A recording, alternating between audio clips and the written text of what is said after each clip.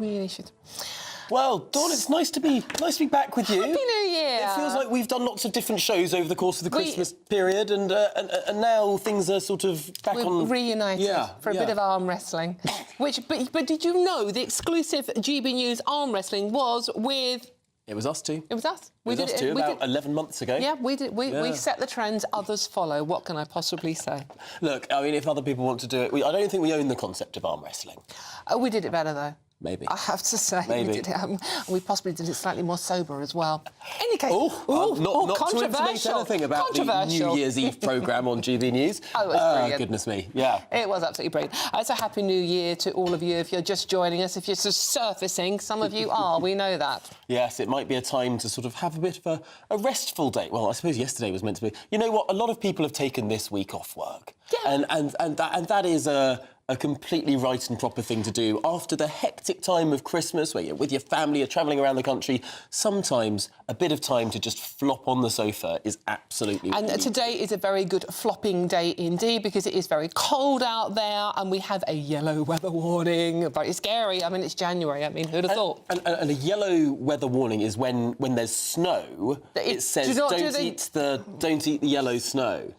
I just knew you were going to do the yellow snow joke. So predictable. In any case, it's a very good date for snuggling in front of the TV. You don't need to go out. Keep warm. And we are also having a bit of a chat about Dry January as well, which doesn't officially start until slightly later on in January. Does it not? No, it definitely doesn't. No. Oh, that's the Dawn Neeson rule, is it? Yes, of course it is, yes. Right, very good. And I won the arm wrestling, so be careful. And it's terribly bad for you in any case. So if you are going to have a sneaky glass of wine or a mulled wine because it's cold, or maybe put a little shot in your coffee or something, we're here for you. Before we move on, we do have Mr. Christopher Hope sitting next to us. Have you ever taken in Dry January? No, I hate it. I didn't. On New Year's Day, I was watching TV last night with my glass of red wine. But I spent the break in Margate, in parts of my time off, swimming in the sea. Wow! Do you both partake in swimming in the sea at this time of year? I've done swimming in the sea at this time of year in Cromer. In Cromer? Yeah. Yes. Which is a tradition. Yes. Yeah. It's bracing, isn't it? And it takes hours to warm up after It's very good for you. It's very invigorating. Yes. And, Mrs. Hope loves it. I mean, it just restores your faith in being alive. I say swimming in the sea. I mean, it was sort of when I was a lot younger, it was very much running into the sea and running out again. I'm not sure how much floating actually took place. You're not swimming. The water's about a foot deep. You roll around it and you run out again. That's very good for you. And it's called wild swimming now, or wild water. We used to call it going paddling when we were kids, but hey, who knew? And the seas were cleaner then, weren't they, Dawn, for you? Well, possibly back in the 1880s, yes. Chopper. Wasn't that funny, you? We could have another arm wrestling if you're not too careful. OK. I can't make age jokes anymore. Why? Because it's 2026 now. Yeah, is that your New Year's resolution? No. Young Tom. I'm now no longer young Tom. This is the year. I was, shock horror, born in 1996. Yeah, I know. And now it's 2026. We all know what that means. Yeah. My young adulthood is over. Yeah, yes. You'll always be young Tom. I'm now a proper grown-up. It's over. Like I need to just stop being silly. You just know it's never going to happen. There's no more silliness. Look, there's no silliness now coming up because we are going to the news headlines, which are being read by Sophia Wensley. Yes.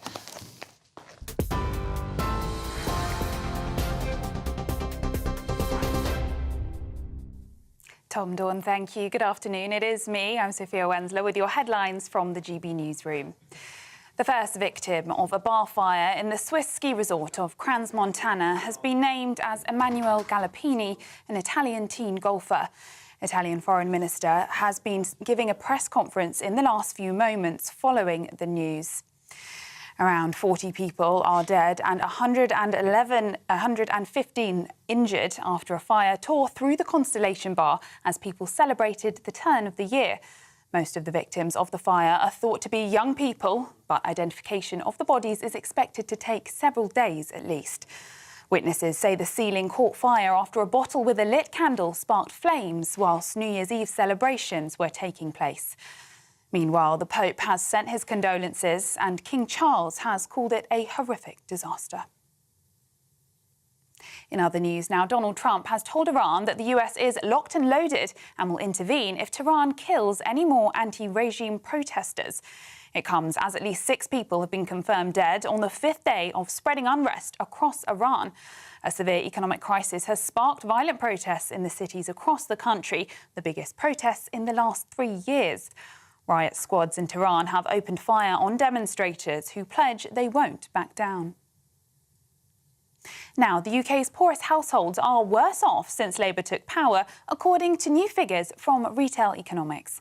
Spare cash left over after bills and essential spending for the least affluent households has shrunk by 2.1% since Labour was elected in July 2024. In contrast, though, the UK's most affluent households climbed by 10.3%. A chickenpox vaccine for all young children is being rolled out on the NHS for the first time. It will be given along with the MMR jab, which protects against measles, mumps and rubella. The NHS says the jab will keep more children in school and their parents won't have to take time off work to look after them, whilst it's also expected to save the NHS £15 million a year. Health Secretary Wes Streeting has welcomed the news. While chickenpox can be irritable and difficult for children, it can also be extremely serious and occasionally even fatal. The great thing about this new vaccine is that it combines the vaccine for chickenpox with MMR, which means that families can access this jab for their children aged between 12 and 18 months. It's going to make a real difference. It's going to reach so many children, young people, keeping them healthy, making sure their parents don't have to take weeks off work, dealing with an irritable and unwell child. And snow has hit Britain, covering parts of London, Hertfordshire and Northamptonshire and Cambridgeshire overnight. A yellow weather warning for snow and ice is in place for sections of the UK this morning. Meanwhile, an amber snow warning for northern Scotland is also in place. Travel disruption is expected as the wintry weather moves south-eastwards throughout the day. Those are the latest GB News headlines. Now it's back to Tom and Dawn. Cheers Britannia Wine Club proudly sponsors the GB News Financial Report. First, here's a quick snapshot of today's markets. The pound will buy you $1.3452 and €1.1478. The price of gold is £3,268 and 39 pence per ounce. And the FTSE 100's at 9,972 points. Cheers Britannia Wine Club proudly sponsors the GB News Financial Report.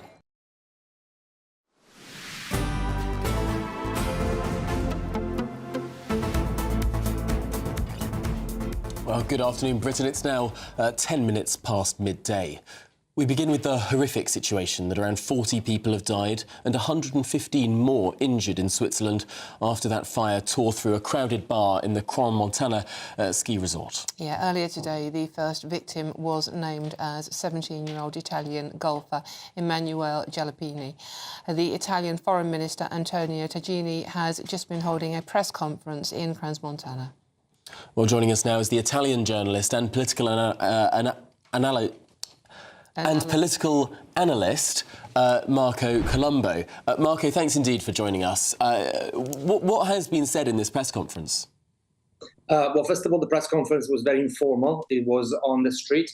There's a barrier separating the crowd, the media, and the location, the venue where the tragedy happened. It was also with a Swiss official. He didn't say much, but at one point he actually said, clearly there's something that went wrong there. And a journalist tackled him, saying, well, a little bit more than something small. Clearly there is a big, there's something big happening there. And the ambassador has also issued a statement, the Italian ambassador in Switzerland, saying that the safety exit wasn't enough. So that location was illegal.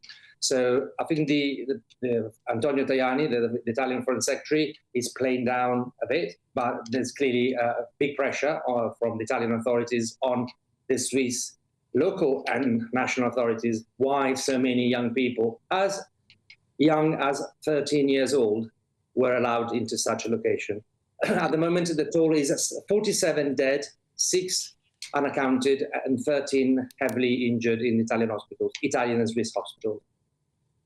It's obviously, Marco, we're looking at the floor plan of the bar here. It's understandable the anger coming from the Italian authorities and indeed many of the families and obviously the people that are still in hospital in awful conditions still.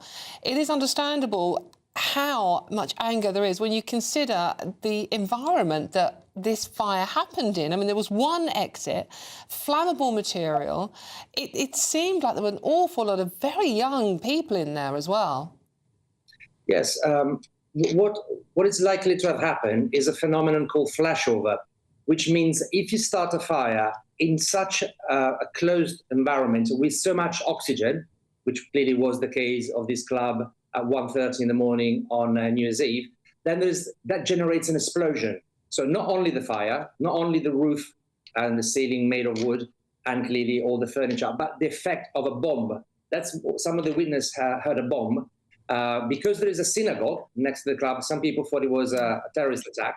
What happened, in fact, was a tragedy of the combination of oxygen, the flame, and the fact that people were trapped in there. So clearly the two French, the French couple running the club will have to be held responsible, but also the Swiss authorities that allowed that to happen. We see several father and mothers saying, that's the kind of place where my kids used to go every night. So it wasn't just for a New Year's Eve celebration. It was a regular local club where all the posh, rich kids of Crans Montana would go. So it's something that will be taken into account. I mean, it does seem like a terrible tragedy. There is...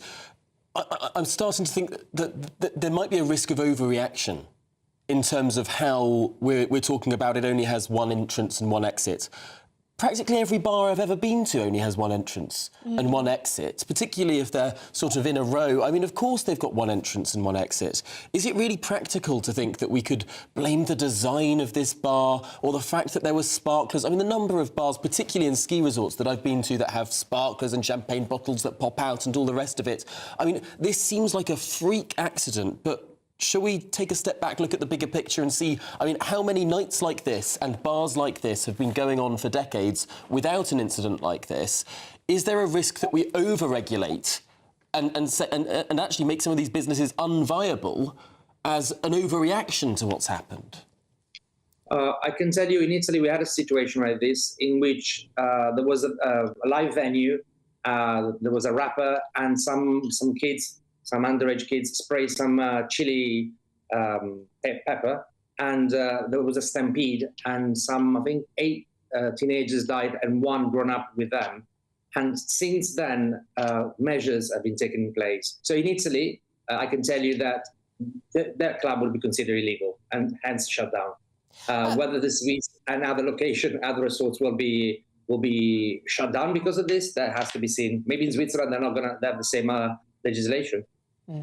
Marco, obviously it's a very popular area with young Italians. Do you have any more information on the number of Italian victims, any number of Italians in hospital?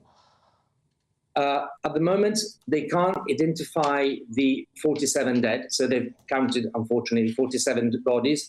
There was one this morning, as I was live with you, GBNews, one boy, a golf player, professional golf player, age 17, has been named so far out of the 47. Funny enough, as I was researching and preparing my report, online the family was calling for help, saying, this is what he looks like, please let us know if he's in hospital. And then an hour later, we had to report with breaking news that that was the first body to be identified. The 6 unfounded, sorry, the 6 Italians missing are likely to be dead because clearly the hospital would have replied to the call. It's now more than 36 hours.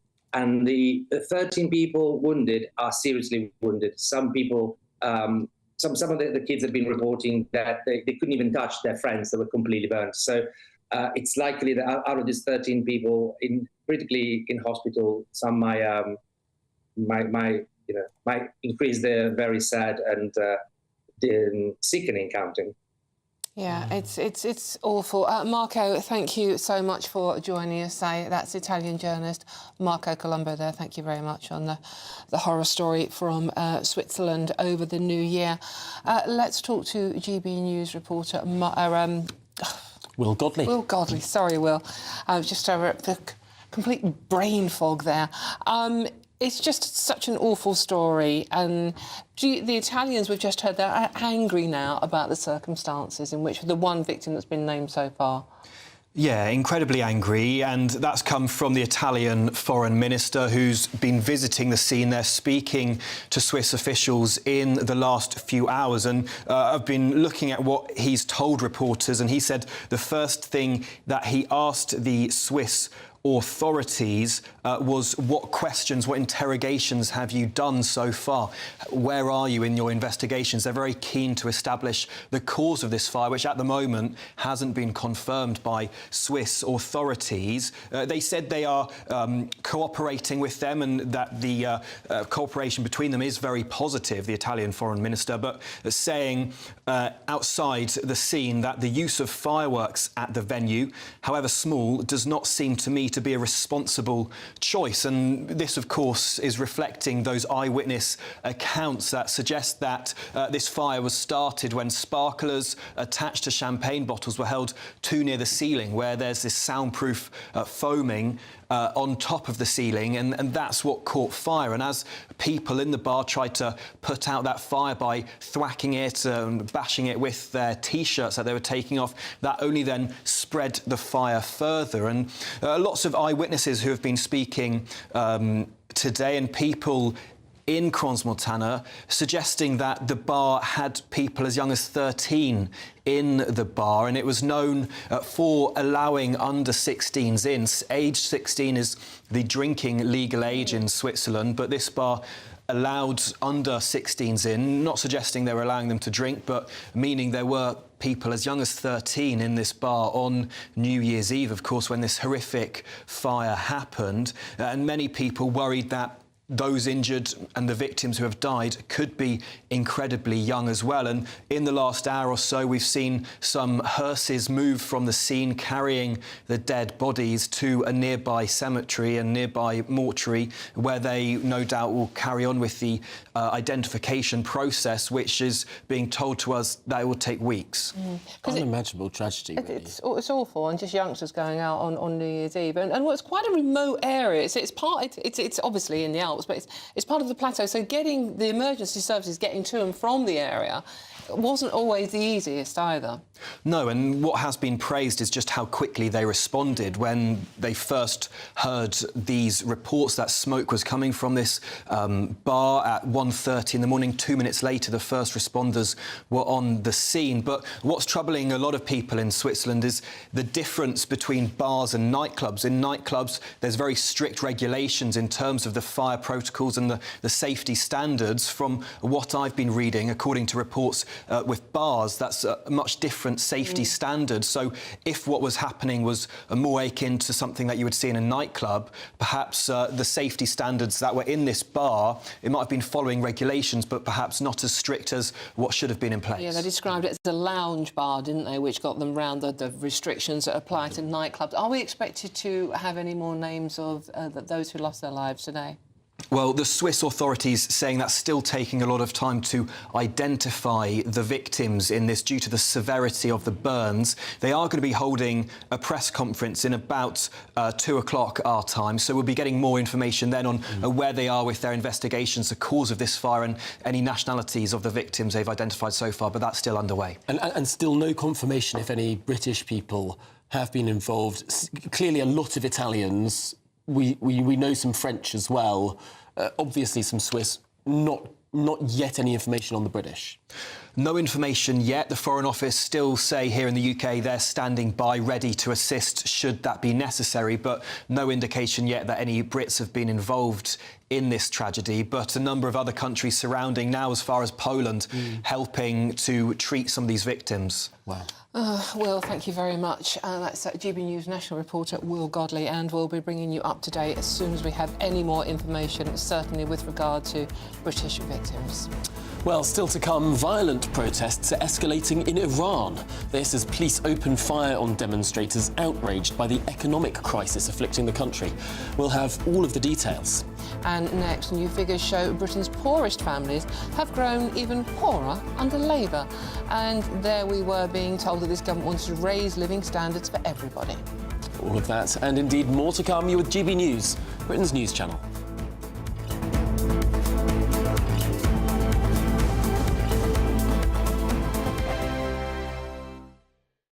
Exciting news. Every Friday, my Patrick Christie's Tonight Show is going to have a twist to it. We're welcoming some special guests. You. That's right, on Fridays I'm going to be doing my show in front of a live studio audience because this show is about you and what you have to say. It's going to be the same big debates, same big topics, same big opinions. But every Friday night at 9 p.m, you are invited to come on down to Patrick Christie's Tonight to be a part of the action. Only on GB News, the People's Channel, Britain's news channel. Martin Daubney, weekdays from 3 p.m. Yeah, so when I was 5 years old, one of my family members, friends, was looking after me one day, like babysitting me. And then on that day, it was a well-trusted friend of our family, was babysitting me and took me upstairs and he raped and abused me. So from then on, I've suffered and suffered. One of the things that he did say to me was that he would kill me or hurt me in my sleep. So ever since then, I've always suffered with PTSD, night terrors. It never goes away. It took 20 years for you to face it. 20 years, yeah, to ever come out about what had ever happened to me. My parents didn't know, I didn't tell them anything. Because a lot of men in your position, a lot of boys in position, they'd rather just take the burden of shame on. That comes at a great, can come at a great cost. Yeah, lots of friends and family. And I was just scared to tell them, you know, because obviously as well, if I did ever say anything about it, he was going to come and get me. So I managed to find an organisation which is charity run called Arch Teesside, which is near where I live. And I went to go see them. And my therapy at the time, the guy was called Dave Taylor. And he was a big guy, full of tattoos. And, you know, when you see somebody, you think, how am I going to open up to somebody of this man, you know? And I hit it off, like, straight away. And I've always told him, this is what I love doing. I love going to the gym. I want to step on stage by the time I'm 40. And then that's what I went and did. And look at you then. I mean, what modelling shots, yeah. You said in your book there, hold your book up, people want to get a copy of this book. Tell them what it's called, mate. Buy the book. What's the book called, mate? Tell them. It's called Breaking the Silence, A Champion's Journey. And this is it. And your message that you say, if you help one other person out there to channel their pain into purpose, mission accomplished, mate. GB News, the People's Channel. Hi, I'm Michelle Dewberry and my show is your opportunity to cut through all the noise and dive in headfirst to some robust debates. Ideas clash. Situation, isn't it? No, because the failure is... You're deliberately avoiding my point. Nothing's held back. And if you think this is the end of it, wait for more. And we do not shy away from the difficult stuff. Sometimes I want to shake people and say, if only you understood. So join me on Jubes & Co. weeknights at 6 p.m, only on GB News, Britain's news channel.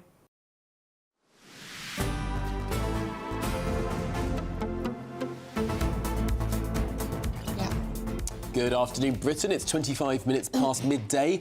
Now, this is a shocking story. New figures reveal that British poorest households are worse off since the Labour government took power. Yes, actually, it's get even bleaker with families across every income bracket facing a fresh squeeze on their finances as higher bills and tax rises bite this year. And the data from Retail Economics shows that Britain's most affluent households are faring best under the government. So, will Labour make things better this year? Well, let's speak to Chopper, our very own Chris Hope, political editor. This is the opposite of what is supposed to happen under a Labour government. You couldn't make it up. Retail Economics is saying that the UK's most affluent households, those of us who are best off, have seen their discretionary incomes climb by 10.3% between the election in July 24 and October last year. And while it's fallen by 2.1% for those on the lowest standards, this is spare cash after bills. So this is all the money you got in your pocket after you pay those household bills. It's crazy. It's crazy, but it also makes sense because if bills go up, that's a huge proportion of the spending that people on low incomes have to make. But it's a smaller proportion of the spending that people on high incomes do.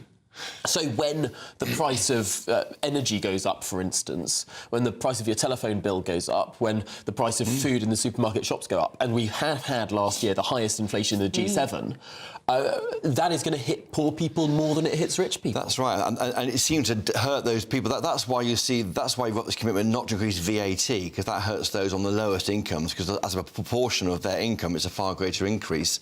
High inflation is a problem also.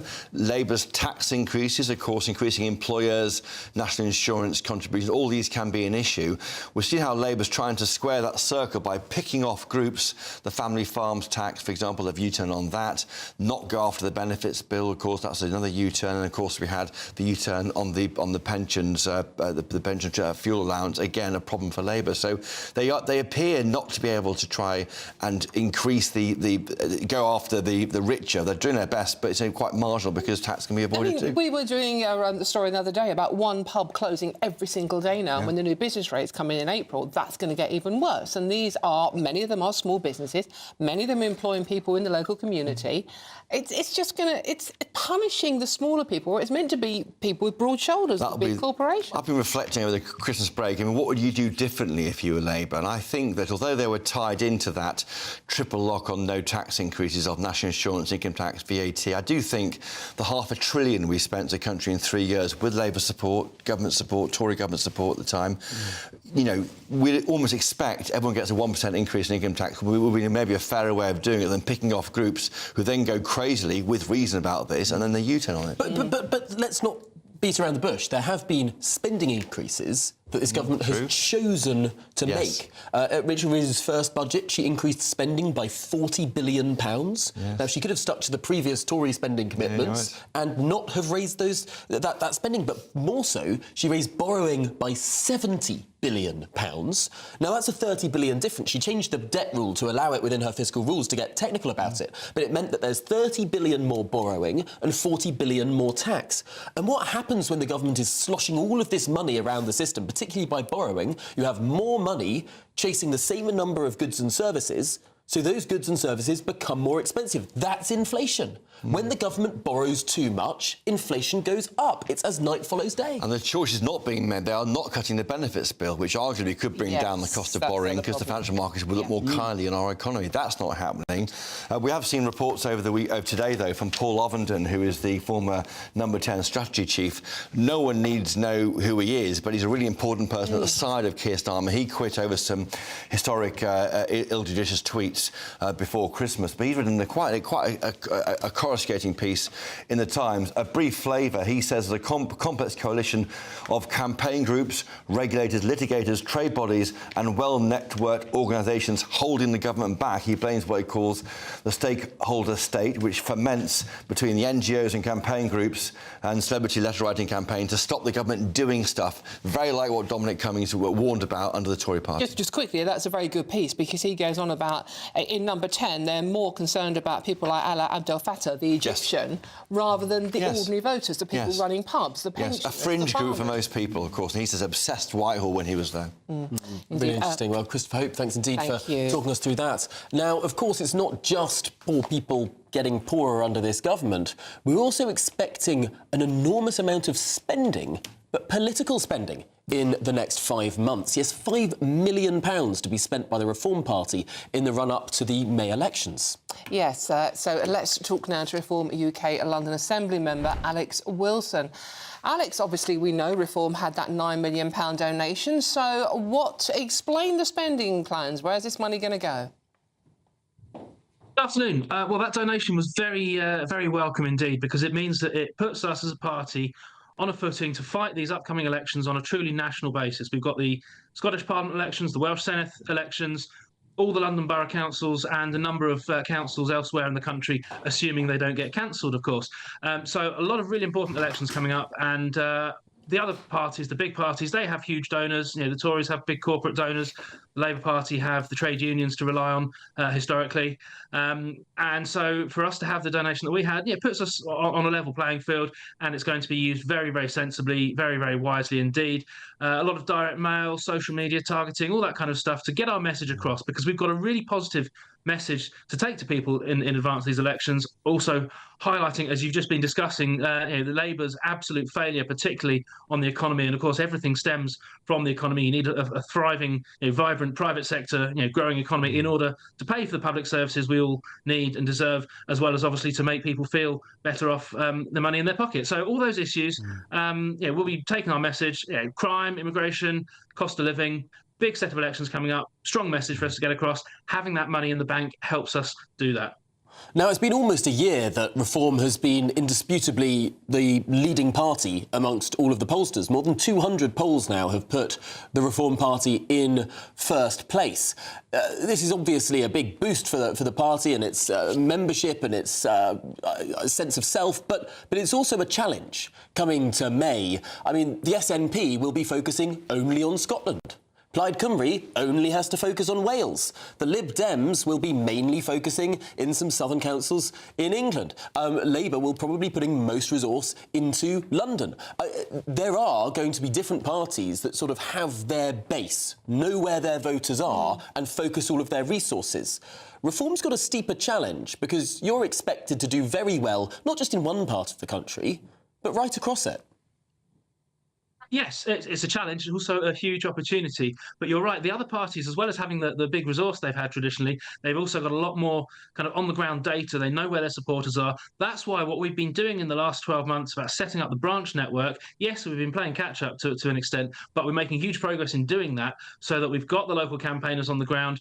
The most important people in all of this thing, whatever Nigel's doing is brilliant, whatever I'm doing, whatever the MPs are doing, we're all playing our part. But fundamentally, it's the local campaigners on the ground that are going to fight these elections for us. And we still need more candidates. We're almost there with getting a full slate of candidates, but we're still looking for a few gaps to fill. So any of your viewers that, particularly if you live in London, you want to get involved, go on the website and sign up. You can join the team and you can be the voice of common sense in your community.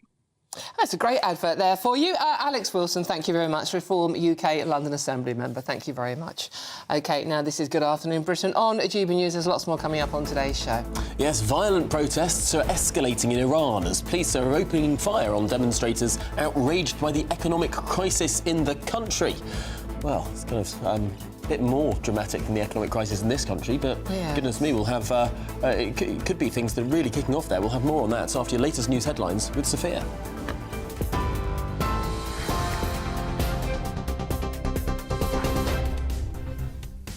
Good afternoon. Your headlines at 12:34. Photos have emerged seeming to show the moment the ceiling of a Swiss bar set alight.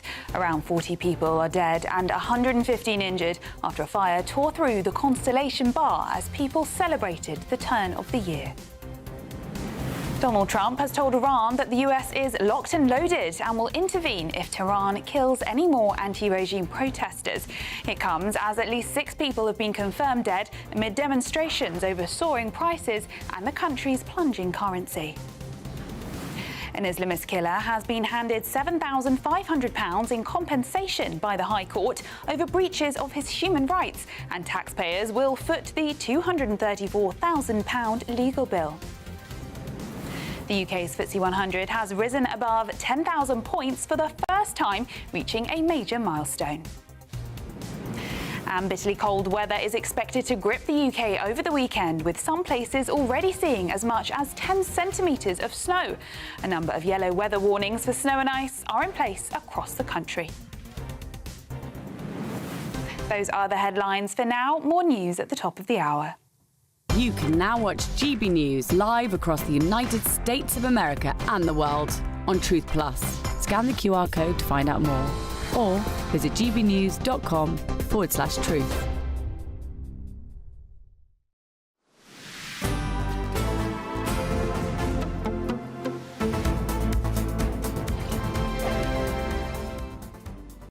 Good morning, welcome to your latest GB News weather update brought to you from the Met Office. Now, some of us may have woken up to a dusting of snow, and over the weekend it is going to remain very cold, but many inland areas will actually remain dry and quite sunny through the day. But we do have a brisk northerly wind and Arctic maritime air mass across the UK. That's bringing that bitterly cold feel, and that will mean that any showers that do fall will likely fall as snow. Now, that's particularly over parts of northern Scotland Some frequent heavy snow showers will bring some very difficult driving conditions, and there are amber snow warnings in force here. We'll also see a risk of ice and snow showers across some western areas throughout this afternoon. A very cold feel wherever you are. Inland areas, though, seeing plenty of sunshine through today. Into this evening, those frequent heavy snow showers will continue for many northern areas of Scotland. There is a risk of drifting snow as well, with the very strong winds. Showers of snow will start to fall across parts of Northern Ireland, into parts of North Wales as well through this evening. Much of Northern England, Central and Eastern England staying relatively dry though, but it is going to be a very cold night tonight. A widespread sharp frost that could take much of the day to thaw. So clear skies for many inland areas throughout this evening, perhaps some starry skies out there, but as we look towards the north and eastern areas of England, we'll start to see some snow showers encroaching into the inland areas here, bringing a risk of a few centimetres accumulating by Saturday morning. Once again through Saturday, many inland areas, much of central England, northern areas of England, southern Scotland, staying dry, clear and sunny, but it's northern Scotland, parts of Northern Ireland, the west as well, where there's that risk of snow showers, just a few centimetres away from the far north of Scotland, but enough to bring a risk of ice and some travel disruption. So do take care if you're travelling, but otherwise enjoy the sunshine. Bye-bye. Thank you for making us Britain's #1 news channel. Together, we have built something truly extraordinary.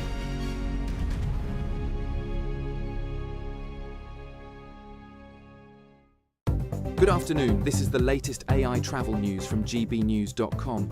The A93 is closed at the snow gates between Braemar and Spittal of Glenshee because of severe winter weather.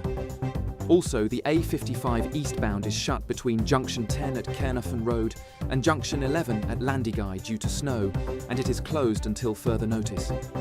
In Gloucestershire, the M5 northbound between Junction 11 and Junction 9 is heavily congested, with delays of around 20 minutes. And on the trains, Avanti West Coast has major engineering work between Milton Keynes Central and Northampton or Rugby, while Cross Country reports major engineering work in the Cambridge area. For more travel news, go to gbnews.com.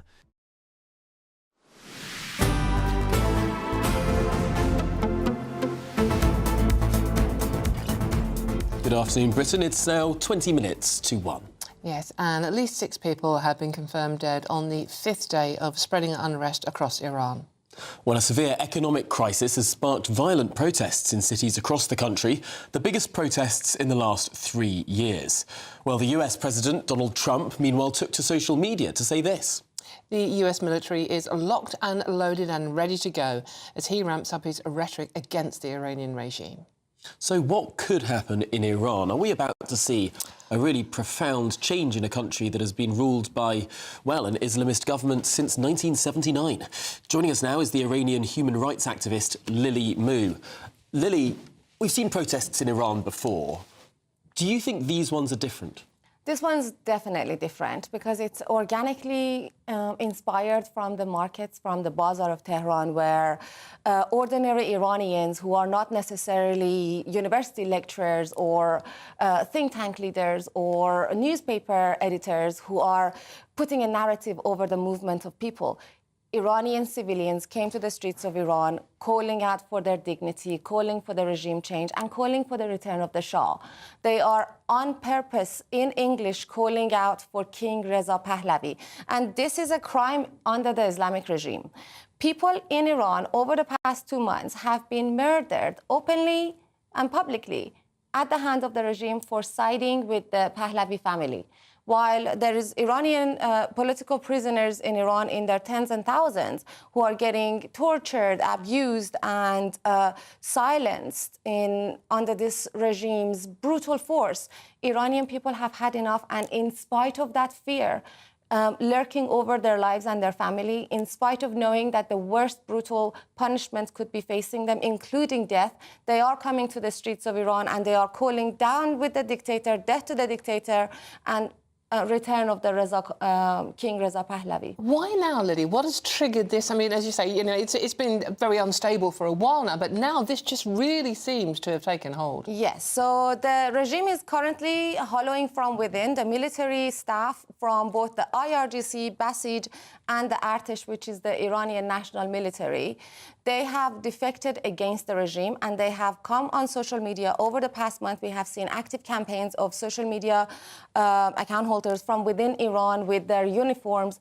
coming in, showing their cards and saying, we pledge allegiance to the king and to the people, and our work and our duty is to protect Iranian people. What we saw on the first day of the uprising in Iran, in Hamadan, a young man who is now believed to have been one of the security forces from Basij, he refused to take action against Iranian people, and in an absolute act of bravery, he took off, he stood up from his bike, sat in front of the Basij forces on their motorcycles and their arms, and he called for a sit-down and joining of the people.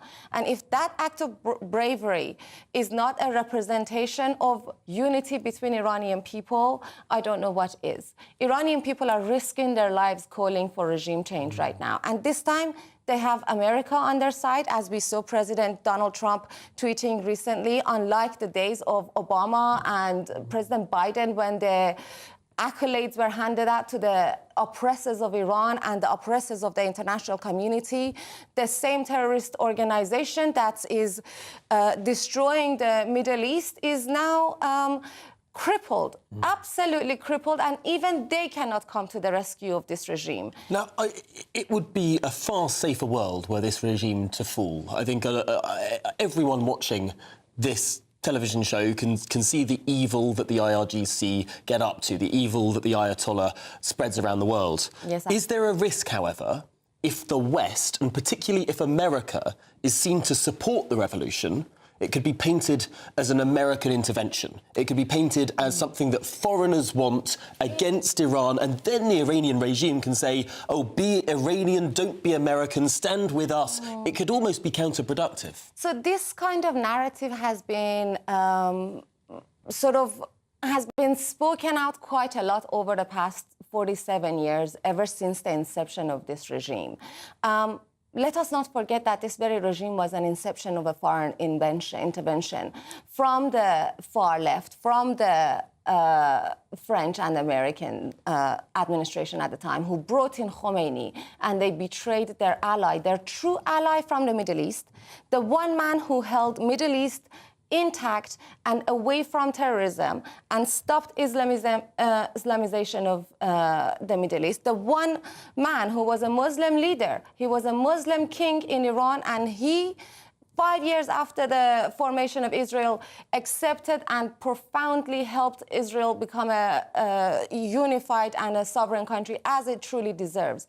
And that act put Iran in a position where all of those anti-imperialists who lost the war in World War II, who lost their Soviet reign, claimed Iran and wanted to create a Soviet Islamist Marxist group. That same Soviet Islamist Marxist group is now fighting the British flag in the UK. Let us not forget the Palestinian flag has stormed this country, and UK deserves to stand. It does have very wide-reaching effects around the world. You mentioned Russia backing the Iranian regime, Yes. China obviously with the fuel as well, and the effects we're seeing on the street. We know that Iran has targeted British citizens on our streets. Including myself, absolutely.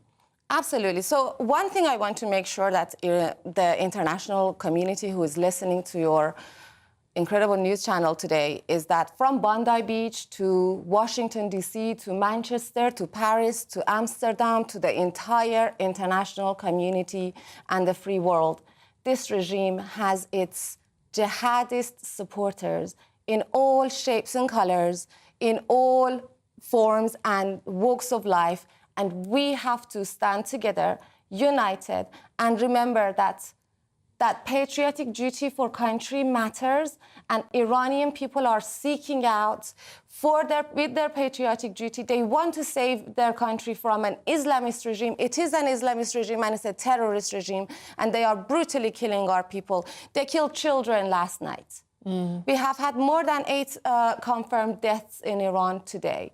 And I want to make people understand that this is not just an uprising in major commercial cities of Tehran and Isfahan and Tabriz. This is an uprising in all of the rural cities in Iran. More than 72 cities in Iran have taken part in this uprising. And they're not just calling for regime change, they're calling for the downfall of Khamenei, and they're calling for the return of King Reza Pahlavi. And to that day, I pray for the day when Iran is free and Iranian people can be a part of the international community as they have been in the diaspora. Let us just remember that Iranians are our friends. Brilliant. A really significant difference between those protests a few years ago that were perhaps seen as more elite, this being more widespread, one to watch. Well, Lily Moo, thanks indeed for coming in. Thank you for having me. Very passionate there. But Lily has faced death threats herself, despite living in this country, in theory, being safe and sound. But always let us know what you think about that one. gbnews.com/yoursay. Well, coming up, a yellow weather warning for snow and ice has been issued across parts of Sussex by the Met Office as a cold front sweeps through Britain. We'll be live from a snowy Sussex next. But if you do fancy escaping the snow in January, I mean, who'd have thought it? And search for some holiday sun, here's a forecast for those top European destinations.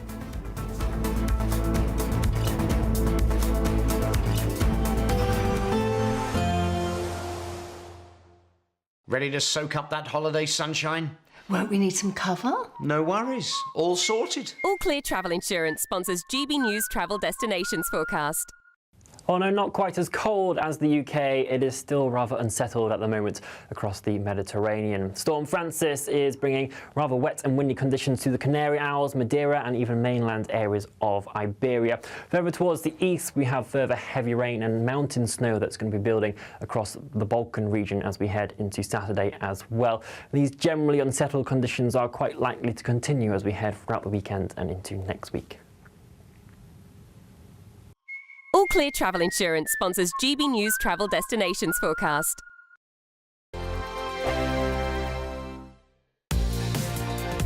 Mornings don't have to be tiresome, especially if you have the right company.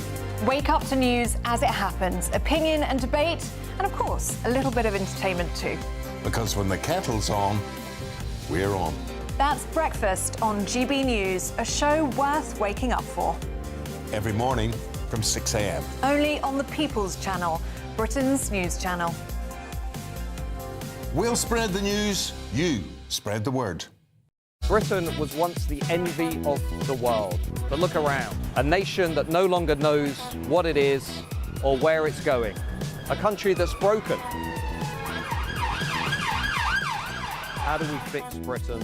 How do we bring it back? Friday night with Matt Goodwin at 8 p.m, only on GB News. Decisions made in Washington aren't just shaping America, they're shaping Britain too. From migration to global security, from crime to health. Whatever happens in the White House today will be felt in your town or city tomorrow. That's why The Late Show is live from Washington, D.C. Cutting through the politics to show you what it all means for Britain. The Late Show live every night at midnight. Only on GB News, Britain's news channel.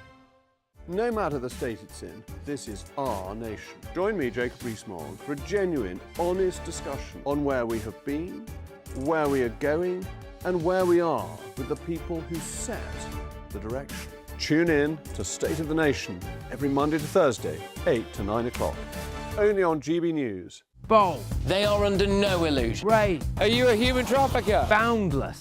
I've had enough of the nonsense, and I'm not afraid to say it. Don't get us on the BBC. Every weeknight, I tear through the headlines. The smell of gasoline. Should we be worried about it? From Westminster madness to cultural war chaos. What I'm going to do now is they are throwing things out the car as we speak. Get ready, Britain. Here we go. Patrick Christie tonight, weeknights from 9 p.m, only on GB News, Britain's news channel.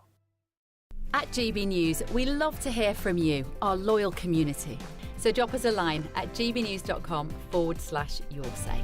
There you can talk to each other and also to the presenters live on air. gbnews.com/yoursay, because GB News is your channel, Britain's news channel. Hi, I'm Michelle Dewberry, and my show is your opportunity to cut through all the noise and dive in headfirst to some robust debates. Ideas clash. Situation, No, Because the failure is... You're deliberately avoiding my point. Nothing's held back. And if you think this is the end of it, wait for more. And we do not shy away from the difficult stuff. Sometimes I want to shake people and say, if only you understood. So join me on Jubes & Co. weeknights at 6 p.m, only on GB News, Britain's news channel.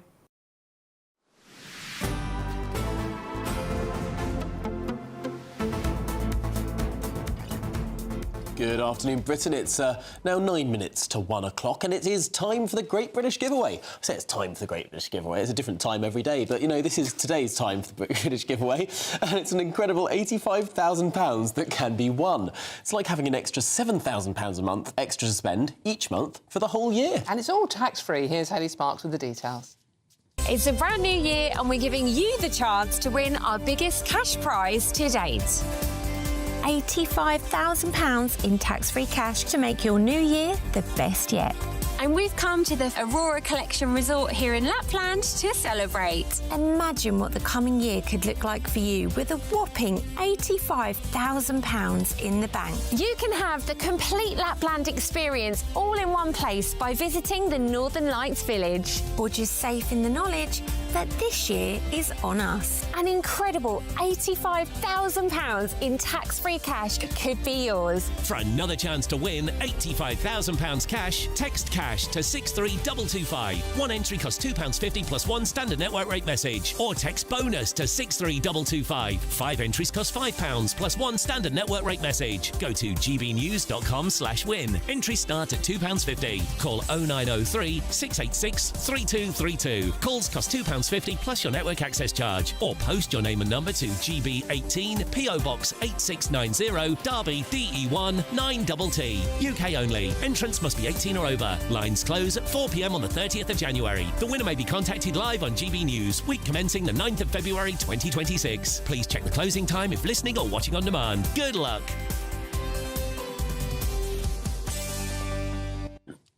Good luck indeed. Now, as you may have noticed, it's January. It's a bit cold, so naturally we have one of those coloured weather warning things that have been issued, and this one is issued across parts of Sussex by the Met Office. So should we go there now and find out exactly what's happening in the snow with Isabel Faculat? Oh, Isabel, it looks beautiful. Hello, well, I'm here in Hi, yes, I'm here in Crowborough. It's a glorious day. We've come in search of some snow, and there's just a couple of centimetres here now. It seems that a lot of it might have already melted this morning with the sunshine beaming down here. And there's been a few inches across a lot of areas in the south, so some areas in Sussex and Surrey, Guildford and places like Hastings. Also up in Kent, Tunbridge Wells was hit with a few inches down there as well. And not seeing many people out here playing in the snow, although there's a few sledge tracks down here. I spoke to a resident this morning who was up on a hill where people would normally sledge down as well, and no one there this morning, but some remnants here. We've got a snowman over here, so people have been playing out in the snow, but yeah, no one right now enjoying the snow. In terms of disruptions in travel, there's been a lot of roads disrupted, cars at some points even having to turn back straight away because it's too dangerous, and motorists are being told to be careful and take extra care driving on the icy roads this morning.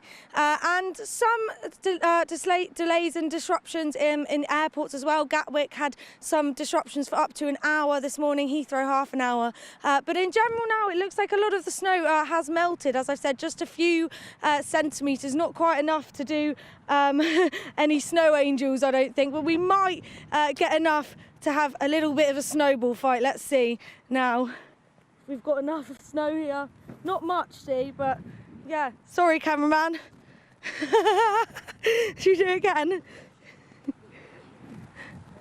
There you go. Wow. So, yeah, not much snow here, but quite a bit, a few centimetres.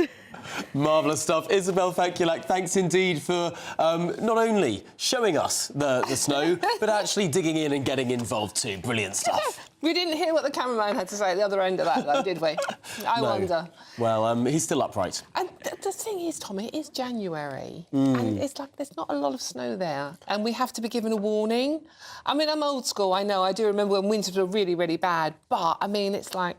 but we often pretend that it snows a lot in this country at Christmas, and we only do it because Charles Dickens wrote some books that heavily featured snow. But that's only because he grew up in a mini ice age. Yes. In the early 1800s, there was a mini ice age. The Thames froze over for many years in a row, and there was a lot of snow. Normally, we don't get a lot of snow at Christmas. That's the norm. No, but we don't need a warning for it either. In any case, more of that after this short break. We'll see you very soon.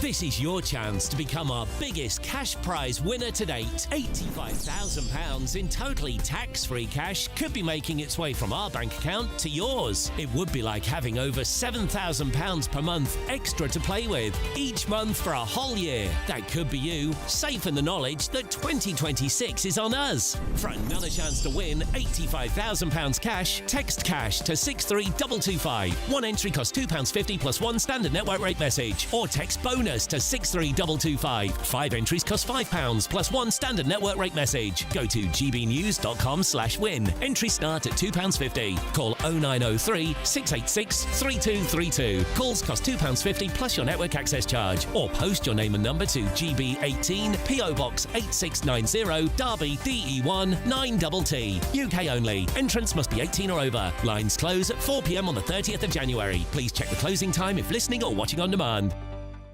Patrick Christie's Tonight. Weekdays from 9 p.m. You that every one of those tickets will be sold. Guaranteed. I guess they because will. They'll be corporate ticket, you know, that's the things that will be corporate organisations that buy the tickets en masse. Is that the ticket price from FIFA for the game, or is that the up ticket? That's the legit price.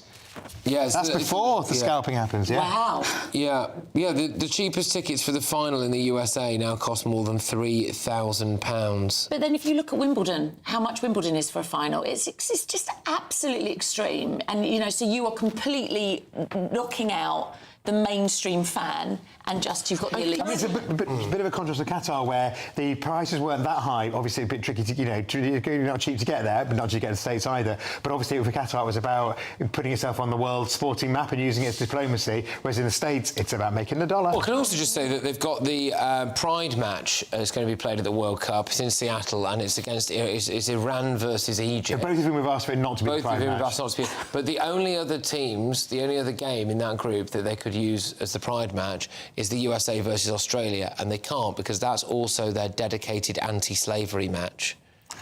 Yeah, so it's ridiculous, isn't it? Are any of them themed around? Can't they swap them round?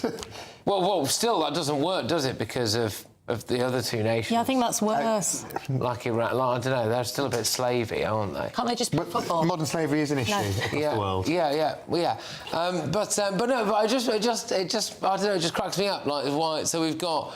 Why are we doing any of this? It should just be... But also then stop... If you care so much about these issues, stop giving World Cups. Like in 2036, it's in Saudi Arabia, which does have modern slavery and kills gay people. GB News, the People's Channel.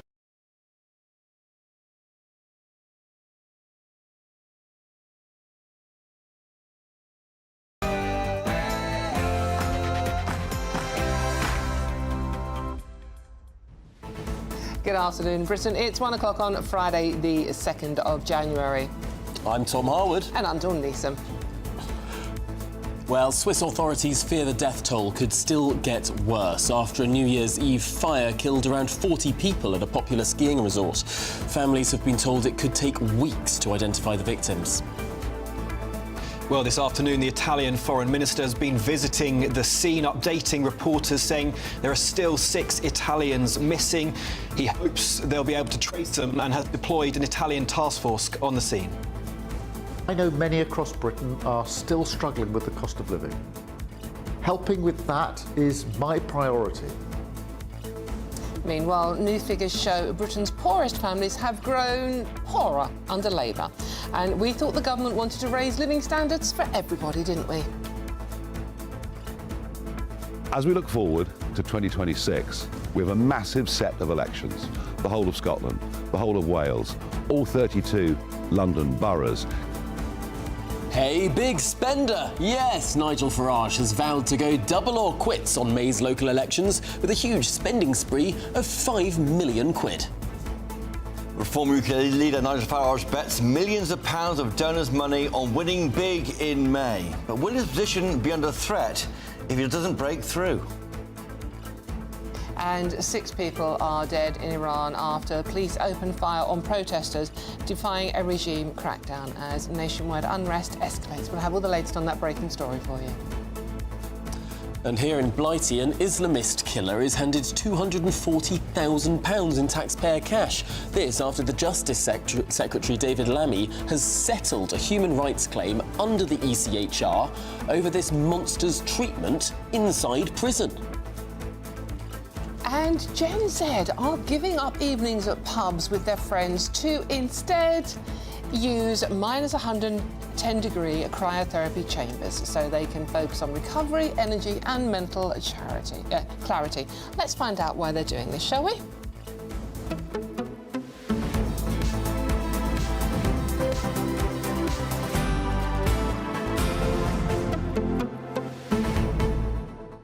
Now, that's a good idea. A director has just had a really good idea with regard to that last story about youngsters going and lying down and freezing, basically, as a night out.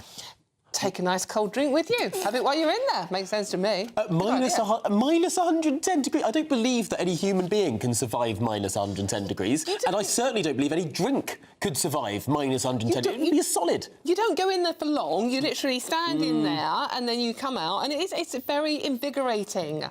So it's being slapped in the face doesn't mean I want to have it. I'm going to slap you. So here's the experiment. Here's the challenge for next week, Tom. OK, we will send you to a cryotherapy chamber so you can see what that's like, and then I'll slap you around the face, see what that's like. I'm sorry, I'm too old. I'm not Gen Z. Well, I mean, yeah, well, we can stretch it a bit. We need someone to volunteer, and I'm definitely way too old. We could send Chopper. Also, I don't believe when we say Gen Z is going to cryotherapy chamber, does this mean like 2 people did it? I don't believe that the millions of people that make up an entire generation have all suddenly decided to go to a weird, futuristic freezing chamber. It's also quite expensive. We have Christopher Hope in the studio with us. Christopher, you spent most of Christmas wild swimming, which is also very cold and fresh. That's a free cryo. You fancy putting this to a test? Yeah, I might try that. It does get you all tingly, Dawn. The trick is going somewhere warm straight away and having a cup of tea or some mulled wine or some glue vinyl. But I know you spent your time, didn't you, of course, in the Arctic Circle. Yes, we did, and I have actually been one of those in Ibiza, and I did take a drink in with me, and it chilled it very nicely, to be fair to you. Great idea, to be honest. Whereas I, over the Boxing Day, went to Valencia in the search of getting somewhere that wasn't quite as cold as the United Kingdom. Of course, following the GBNews European weather forecast very, very closely, until I realised that it actually on the second day it did rain quite a bit. But you know, it was still warmer than here. It was still warm, and we all missed you hugely, didn't we, everybody? For the one day I missed work. Yeah, I know, we're having a lot of breaks. OK, but let us know. This programme isn't about what we do. It's about what you're doing as well. I mean, if you fancy going out and freezing, you could always just save money and go and stand outside at the moment, because it is actually pretty cold, isn't it? GBNews.com/your say. And certainly, let me know if you'd rather see Christopher Hope or Tom Harwood go to a cryotherapy chamber and see what the result is. Your choice. Get them coming in now. Amazing. Gosh. Well, actually, do you know how I'm going to make them not send me there? I would love to go to cryotherapy. Yeah. No, that would be tip top. Absolutely. Now they'll all send Chris. Yeah, exactly. Chopper, you're doomed. Should we get some common sense? Let's get some common sense with the news headlines with Sophia Wensler.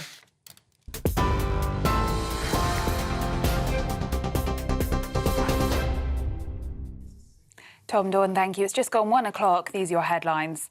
Photos have emerged seeming to show the moment the ceiling of a Swiss bar set alight. Around 40 people are dead and 115 injured after a fire tore through the Constellation Bar in the ski resort of Crans, Montana. Witnesses say the ceiling caught fire after a bottle with a lit candle sparked flames whilst New Year's celebrations were taking place. Meanwhile, the first victim of the bar fire has been named as Emanuele Galoppini, an Italian teen golfer. Most of the victims of the fire are thought to be young people, but identifications of the bodies is expected to take place for several days. Meanwhile, the Pope has sent his condolences and King Charles has called it a horrific disaster. In other news now, Donald Trump has told Iran that the US is locked and loaded and will intervene if Tehran kills any more anti-regime protesters. It comes as at least 6 people have been confirmed dead on the 5th day of spreading unrest across Iran. A severe economic crisis has sparked violent protests in cities across the country, the biggest protests in the last 3 years. Riot squads in Tehran have opened fire on demonstrators who have pledged they won't back down. Now, the UK's poorest households are worse off since Labour took power, according to new figures from Retail Economics. Spare cash left over after bills and essential spending for the least affluent households has shrunk by 2.1% since Labour was elected in July 2024. In contrast, though, the UK's most affluent households climbed by 10.3%. An Islamist killer has been handed £7,500 in compensation by the High Court over breaches of his human rights. The move was agreed by Justice Secretary David Lammy, and taxpayers will now foot the £234,000 legal bill. Double murderer Fouad Awali was transferred to a special separation unit for the country's most dangerous prisoners. He claimed his segregation, which was designed to prevent him harming officers and radicalising others, had breached his rights to private life under Article 8 of the European Convention on Human Rights.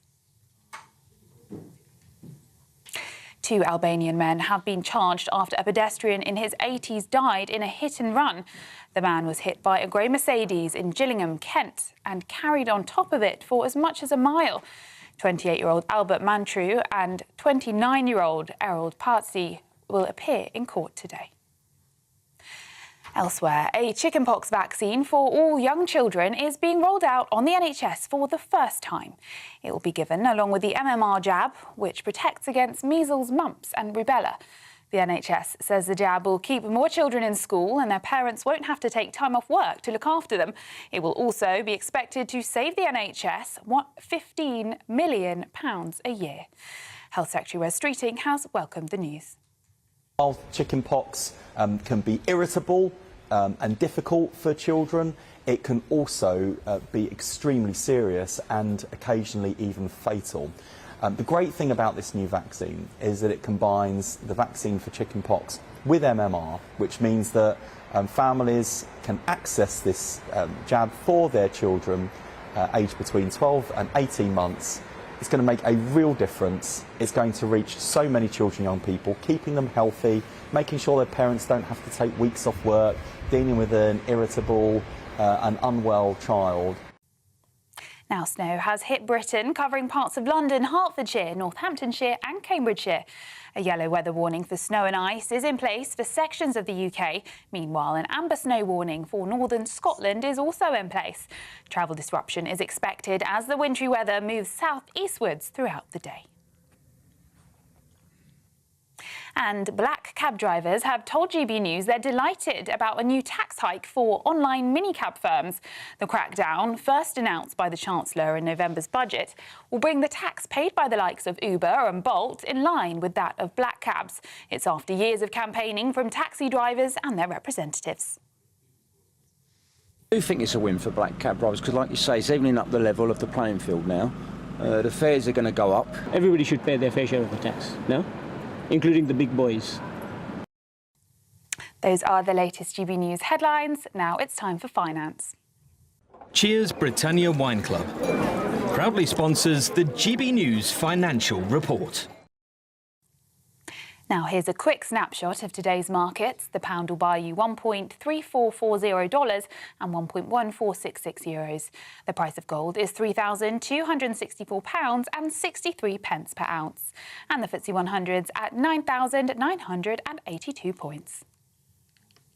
Cheers Britannia Wine Club proudly sponsors the GB News Financial Report.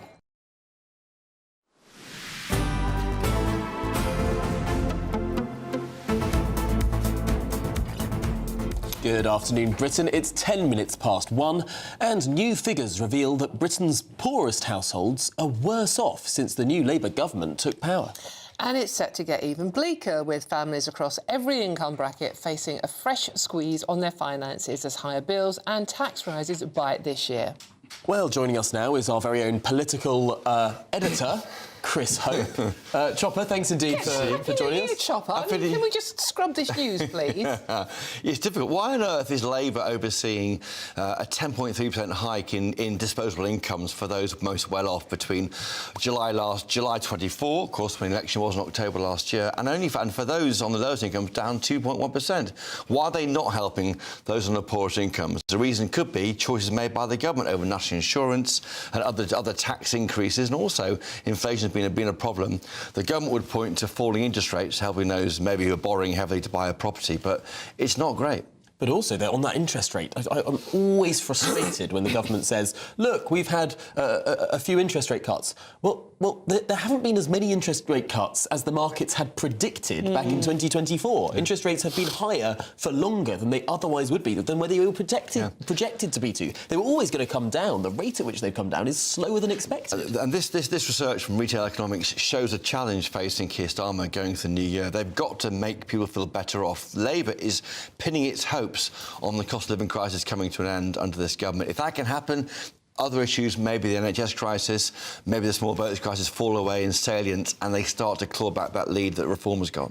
I mean, it is an important year, isn't it? I mean, we heard from Starmer's New Year's message about how it was a bit difficult at the moment, but things were going to get better. And he's going to fight back on the fact that the economy is going to get better, and you are going to feel sort of more pounds or pennies probably in your pocket. Taking on Farage on that, saying Reform can't fight on that. They don't have any financial policies whatsoever. But if you look at all the newspapers today, all these stories about how Labour are doing, they don't really seem to have any policies. Nothing's cutting through. And the gloomy nature of his message at New Year's Eve and New Year's Day felt so like he is. I mean, where is the joy? Where is the excitement? Eeyore. Yeah, I don't know. Tigger. I know. I mean, I appreciate it's difficult out there, but give us some hope. Where's the sunny up plans we always talked about with Brexit? They never happened because of COVID and the Ukraine energy shock. But where is this hope? I think we all need to feel this time of year. We're not seeing it yet. Nigel Farage, though, he is pushing quite hard on spending heavily. £5 million being spent on leafleting, a lot of money going on social media. Last May's election, he was sending out hundreds of thousands of tweets from the Reform account from Nigel. Vote for me today, all the best, Nigel, because Reform UK is a party which is about this connection between the voter and Nigel Farage. Reform UK is the vehicle, but people don't really know who's around him. We know who Richard Tice is, Zia Youssef is, but really, more broadly, it's a Farage show. And so they have to connect him personally to the voter. Which is its great strength, but also its great weakness. Because, yes, everyone can... I mean, Nigel Farage is one of the most recognisable people in Britain. And yet, as you say, I mean, who is the shadow chancellor there isn't Reform? One. There isn't one. Who's the shadow Home Secretary? Who's the shadow Foreign Secretary? And that is the challenge. They haven't got anyone around him who in any senior roles. We thought Sarah Potion would be shadow Home Secretary. No, she's not. I mean, we've got elections in Wales and Scotland in 5 months' time. That's not long at all. I mean, most people have their candidates in place. We don't even know who the leader of Reform is in Scotland. Or Wales. They haven't got either. Now, you talk to the team around Nigel Farage, they don't need one. The Dehont voting system means you simply vote for Farage and he piles the votes up, and that number equals the numbers of people in the Welsh Senate. But they could... So they don't even need a leader. It's not impossible to imagine. I mean, maybe I think it's unlikely. Yeah. But Reform could get cobble together some sort of majority in Wales. Yes. I mean, they could tack together some of the parties. They could have a Welsh First Minister. Who would be Welsh First Minister under reform? They could easily select the First Minister from the numbers voted in on the D'Hondt system. I think they won't. They're a candidate. They're going to be debates. Well, I mean, this stuff that's what I think the TV debates drive that one. So the TV debates require them to have a leader in Scotland or in Wales, and that will have to happen. But as things stand, they haven't got one. With Labour, though, they can't cut through. There's a guy called Paul Ovenden, who no one needs to have heard of. He's the former strategy director in Number 10 for Keir Starmer. Oh, I've known for years and years. He quit Number 10 over some historic tweets, but he's been saying that the UK, that Number 10 is beholden to what he calls the stakeholder state. This is the blob of a coalition of campaign groups, regulators, litigators, trade bodies, well-networked organisations, some of whom are funded by the taxpayer to frustrate the work of an elected government. Now, whatever you think about Labour and Labour's government, they have got a manifesto. They have a democratic right to deliver that manifesto because this country voted for it. That is true, Tom. We may not be happy. You may not be happy about that, or you shrugged your shoulders slightly. But that is what democracy is. Let him get on with it. If you've got this blob stopping him from doing it, that's not great. Yes, I'm joking, of course. Blob stopping doing it, absolutely. But the House of Lords, for instance, which made the Labour government roll back on some of the most damaging aspects of the Employment Rights Bill. I mean, that is a part of our constitution that is meant to frustrate government in a way. A check, not a frustration. Yes. They can't stop them doing things if they're outside the manifesto, which is assisted dying is arguably somewhere where there may be an issue for them, but they are meant to deliver what they've voted in. And I think this idea, this almost Dominic Cummings-esque attack on this stakeholder state is fascinating. The one salient line to take from that is very fascinating interview, finally, Chopper, is the fact that the government or appear to be putting people like Alaa Abdel Fattah, the Egyptian extremist, before voters. Yes, and his name is mentioned by Paul Ovenden. He says that this guy became a totem of a ceaseless sapping of time and energy by people obsessed with fringe issues. So in Whitehall, this British national who came back controversially over the Christmas break, in Whitehall, civil servants were obsessed about it. That may explain why Keir Starmer welcomed the return of him, when in fact a bit of work on Twitter and elsewhere found out he's not a good nice guy. No, he doesn't think much of Brits. He thinks we're all dogs. He doesn't think much also of Jews. He attacks the Zionism and the like. Why on earth he's allowed back in is under question. But the Tories backed it, by the way. Yes, and Labour. Although that does speak to the sort of permanent civil service thing. There's a brilliant article by Giles Dilnot, who was a special advisor for James Cleverly at the time. He was explaining that on this trip when James Cleverly, as Foreign Secretary, went to Egypt, he was just shoved this piece of paper in front of his face saying, "Can you raise this?" It was the one time that he'd ever spoken about this person. He didn't do any research into it himself, because why would you? You're Foreign Secretary. You have a million things on your desk, and someone shoves a piece of paper in front of you. Why would the Foreign Secretary go off and search the personal Twitter history of the person that his senior advisor in the civil service has just told him to say this? And yet, Tom, that is not a get-out clause. No. These are elected politicians. They should deliver what the voters want, and only allow people in here who should be here. We can't let them blame. They are blaming the blob, but they shouldn't be allowed to. I'm going to give you both the get-out clause because you have to stop talking. Christopher Hope, thank you so much for joining us for now. I'll be back later. Meanwhile, let's talk to political commentator James Matthewson. James, good to see you. Not good news in any of the papers today for the Labour government and the economy. I mean, basically, we are all feeling worse off, and it's affecting younger voters more, who now feel they are much worse off than their parents. Well, they are on the dawn. I mean, it's simple. If you speak to anyone, everyone's worse off. I think even older generations acknowledge that now of younger generations. If you go back like 10 years, you had all that criticism of, if you spent less on avocados or you spent less on flat whites at your barista, then you could buy a house. Even older people now understand that young people have it harder because things are just so bad. And the government isn't able to clamber out of this at the moment. It seems absolutely deadlocked on all sides by various pressures. And it's funny hearing that, comment from Mr. Ovenden about, the blob and all of these things that stop the stakeholder state, if you like, because it's always a different person or a different group that's blamed by everybody you speak to. Everybody has a different idea of who's to blame. And I think when you're doing that, it's very difficult to look forward to where you clamber out of this and where the kind of off-ramp is for the government to get back to what they should be doing. I mean, it's clear that one of the reasons, just to go to the specifics of this particular number, the 2.1% decline in the living standards of the worst off, this is inflation. This is the cost of outgoings outstripping the cost of or the gain of incomings. And this is because energy bills are higher than they ought to be. The price of food on the shelves has gone up. Inflation in Britain has been higher than other G7 countries. And a lot of economists would put that down to government policy, government spending, government borrowing. These are inflationary things. The thing is, Tom, I still do believe, and it might be naive of me, but I still do believe that the Labour Party has the ability to fix these things. Lots of people think, they can't do it. They've wasted their chance completely. I still think they can wrestle that back. I don't think they can do it with the current leadership. I don't think Starmer's capable of doing it. I think in a time where things were going fine and you wanted a bureaucrat, a middle manager to just keep things on the straight and narrow, Keir Starmer was your man. Rachel Reeves was your woman for that task. They are perfect status quo kind of maintainers. But look, there's no hope at the moment. And we're not going to agree politically, you and me, Tom, because I want to see things shift leftwards, which is the direction you would be horrified if things went more that way. But I look across to the likes of New York City, where we've just had the inauguration of Mayor Mamdani, right? Look at the hope that is in the air over there. And actually, I was reminded during his inauguration by the singer-songwriter Lucy Dacus. She sang a song based on the speech by Rose Schneiderman. I think I've got a plaque of it somewhere on the wall behind me. You'll not be able to see it, but it's about bread and roses. And that is the message that the Labour movement should get back to. It's not just about the bread. It's not just about the necessity. It's about the roses. It's about the quality of life. I understand your point of view that this government hasn't changed things. But do you genuinely think that over the course of the last 20 or so years, taxes have been too low? That borrowing has been not high enough, that government has meddled too little? I mean, looking at everything that's gone wrong over the course of the last 20 years, I would posit it to you that it's precisely the opposite of that. We've had far too much government making things worse. Taxes have been far too high, making inflation bad with actually borrowing doing that. But looking at every single sort of aspect of where things have gone wrong, I could point to you a meddling politician.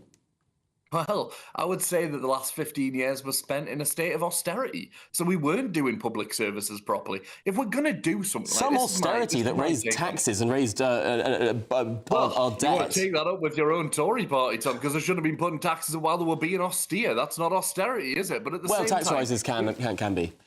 Well, they can be, and then they're important around certain areas. But what I will say is, look, if you're going to do something, you have to do it properly. If we're going to provide free universal healthcare to everybody, right, you got to do it, and you got to do it no matter what the cost is. If you're going to have a welfare state, you've got to do it. And yes, it's got to be efficient. I understand that, but these things are expensive. If you think of what the price of a loaf of bread is right now, then providing free healthcare, providing welfare benefits to people, that's going to be equally as expensive. So this idea that something is going to get cheaper at some point in the future, things are only going to get more expensive. And I don't believe in stepping away from our responsibilities to our population. I think we should maintain them.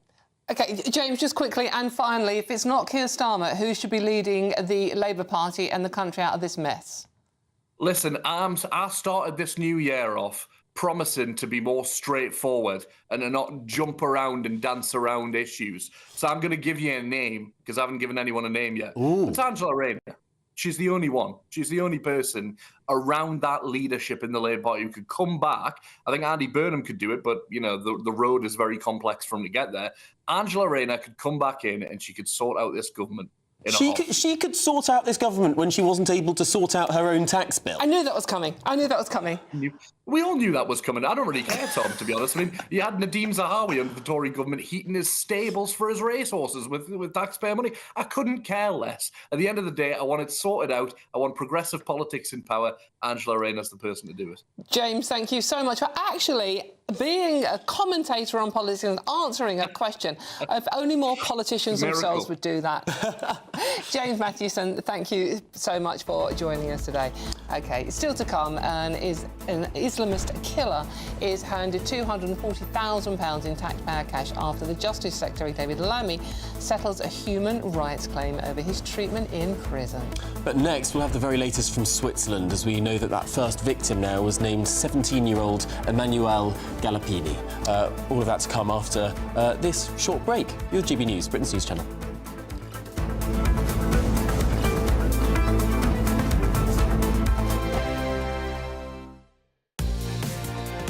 Mornings don't have to be tiresome, especially if you have the right company. Wake up to news as it happens, opinion and debate, and of course, a little bit of entertainment too. Because when the kettle's on, we're on. That's Breakfast on GB News, a show worth waking up for. Every morning from 6 a.m. Only on the People's Channel, Britain's news channel. We'll spread the news, you spread the word. From the school run to the home run, watch a new show for all of Britain. He can say whatever he wants. A straight-talking show where all voices are heard.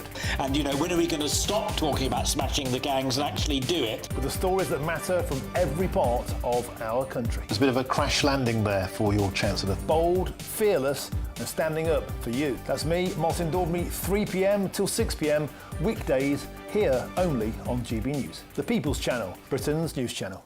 Britain was once the envy of the world, but look around. A nation that no longer knows what it is or where it's going. A country that's broken. How do we fix Britain? How do we bring it back? Friday night with Matt Goodwin at 8 p.m, only on GB News. Decisions made in Washington aren't just shaping America, they're shaping Britain too. From migration to global security, from crime to health.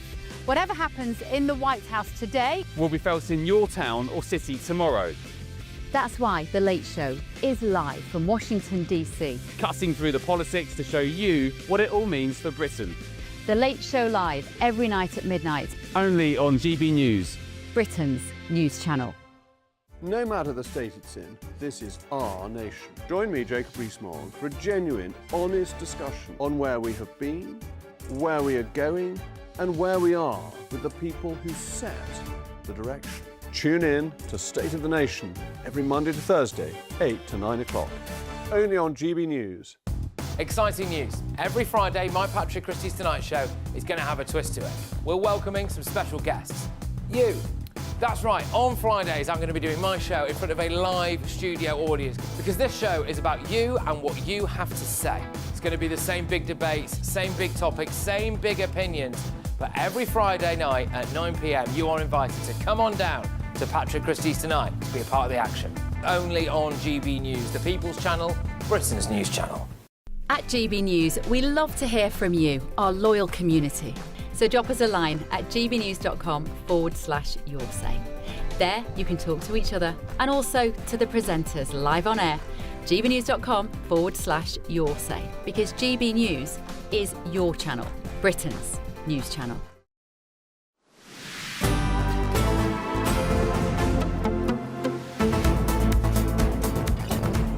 Good afternoon, Britain. It's 28 minutes past 1.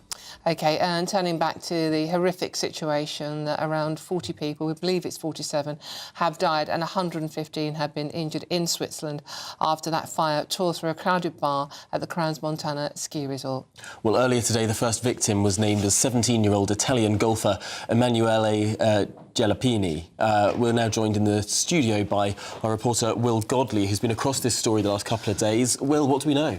Well, you're saying there, Dawn, we think the death toll is at 47, but then there's also the Swiss saying it's around 40. And so we're going to get an update from the Swiss authorities in about half an hour on what the latest is there. So we'll bring that to you live, of course, on GB News. But the 47 figures come from the Italian authorities, who've been much more forthcoming with information, far more so than the Swiss, who have been a little bit more reserved after this tragedy, as they are still piecing together information and trying to establish exactly what happens, despite the fact we've seen photographs from inside the bar, we've seen videos of the fire spreading. They've not said exactly what's caused this fire yet, but the Italian Foreign Minister has been at the scene there and has spoken now with Swiss authorities there. And He now seems to be a little bit more reserved in what they're saying as well, saying there's not going to be any news on who the victims are, their identities, until everybody has been identified and confirmed, warning that will take a number of days, weeks, potentially a long time, because it's proving difficult to identify the victims. He did say, Antonio Tajani, at the scene, that there are still 6 Italians missing after this fire, saying they hope they can be traced, and to do so they've brought in a specialised task force into Switzerland to have an Italian presence there. And in fact, another Italian minister, the Civil Protection Minister, has signed a decree in the last few hours declaring a national state of mobilisation of the Civil Protection Service in Italy, which sounds a lot of big words, but effectively means Italy doesn't think Switzerland can fully cope with this disaster, so is mobilising their resources, not just from the Alps and the north of Italy, but from across Italy, to be able to go into Switzerland and help them deal with this tragedy. And the Swiss authorities, their counterparts, thanking Italy for being able to do so. Tajani did say, of course, there are 115 injured people. We heard earlier around 100 of them are critically injured in hospital, not just in Switzerland, but in other countries as far as Poland, but Germany, France and Italy as well. Tajani saying 3 of the injured are still unidentified. He's hoping that they are Italians, obviously 6 Italians still missing, but we don't yet know who those injured might be. Well, it gives a sense of the horror, the disfigurement, the injuries, that even now, days on from the fire, with all of the attention, with people knowing that presumably their children might be missing, the fact that someone in hospital is so injured that they haven't been able to be identified 2 days after the fire, that is shocking to me. It's absolutely harrowing how it sounds, and the most injured, how I understand it, are closer to the disaster site because they're simply too burnt to be moved. They're not able to go and get that specialist help in, say, hospitals that might be able to better provide it because their burns are simply too bad to be moved. And so what's happening now, we understand the French specialist burn doctors are going to be flown in to Switzerland to bring the care to these patients because they're simply too injured to be moved anywhere. Earlier on today, the Swiss authorities said out of the 115 people injured, 100 are critically so, and they're fearing that that could mean that death toll, which they're currently saying is around 40, might rise in the coming few days even further, as of there are fears sepsis could set in, other infections, because many of these people suffering third-degree burns, many of them 30–40% of their bodies, and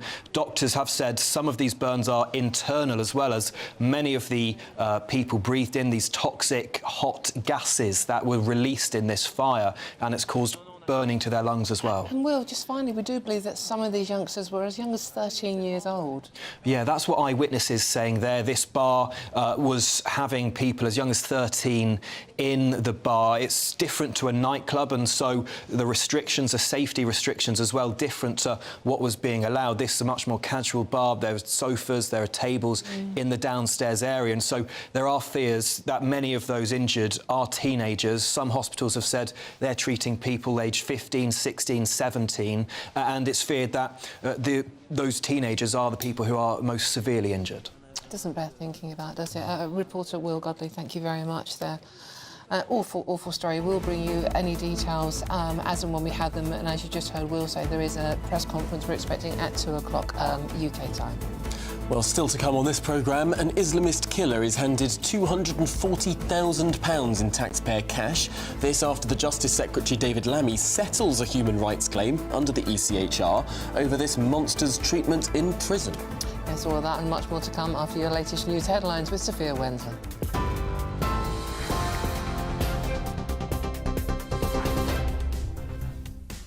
Your headlines at 1:33. Photos have emerged seeming to show the moment the ceiling of a Swiss bar set alight. Around 40 people are dead and 115 injured after a fire tore through the Constellation bar as people celebrated the turn of the year. A police press conference will take place in the next half hour for more updates.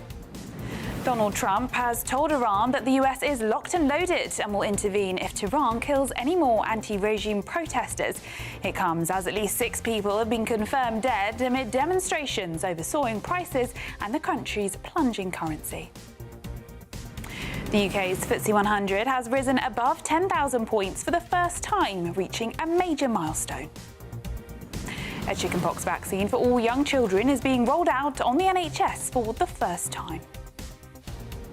And bitterly cold weather is expected to grip the UK over the weekend, with some places already seeing as much as 10 centimetres of snow, and a number of yellow weather warnings are in place. Those are your headlines for now. I'll have more news for you at the top of the hour.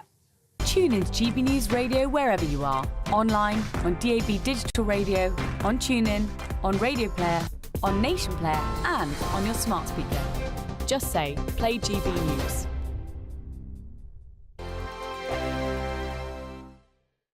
Good morning, welcome to your latest GB News weather update brought to you from the Met Office. Now, some of us may have woken up to a dusting of snow, and over the weekend it is going to remain very cold, but many inland areas will actually remain dry and quite sunny through the day. But we do have a brisk northerly wind and Arctic maritime air mass across the UK. That's bringing that bitterly cold feel, and that will mean that any showers that do fall will likely fall as snow. Now, that's particularly over parts of northern Scotland. Some frequent heavy snow showers will bring some very difficult driving conditions, and there are amber snow warnings in force here.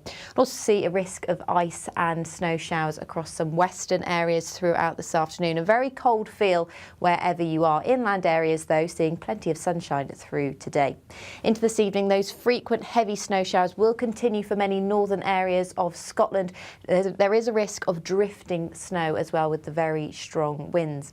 Showers of snow will start to fall across parts of Northern Ireland, into parts of North Wales as well through this evening. Much of Northern England, Central and Eastern England staying relatively dry though, but it is going to be a very cold night tonight. A widespread sharp frost that could take much of the day to thaw.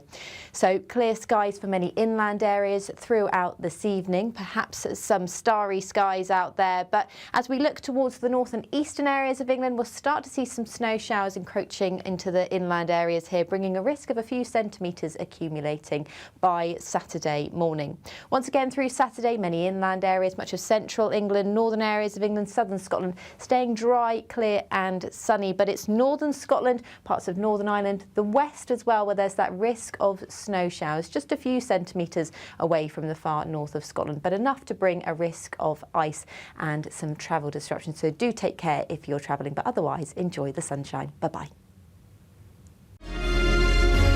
Thank you, Britain, for the thousands of you who are becoming friends of GB News every week. You're not only watching and listening to our programmes, you're becoming part of them too. Good afternoon, this is the latest AI travel news from gbnews.com. The A93 is closed at the snow gates between Braemar and Spittal of Glenshee due to severe weather. On the A55, snow is causing restrictions both ways between Junction 11 Landyguy and Junction 9 Treborth. In North Yorkshire, the A64 eastbound has a crash between the A659 at Tadcaster West and Tadcaster East, with one lane closed. In Gloucestershire, the M5 northbound is queuing between Junction 11 and Junction 9, with delays.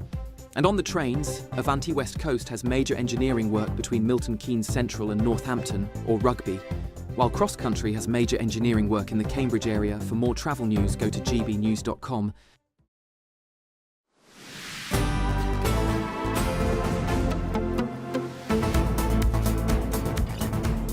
Good afternoon, Britain. It's 38 minutes past 1. Now, 4 months from now, Scotland will decide the outcome of its 7th Scottish Parliament election, since devolution, of course. But the 2026 rollercoaster of news doesn't stop there. Yeah, it's a once-in-a-generation World Cup tournament, and a Commonwealth Games ensures the world gaze will fall on the Celtic North more than once this year.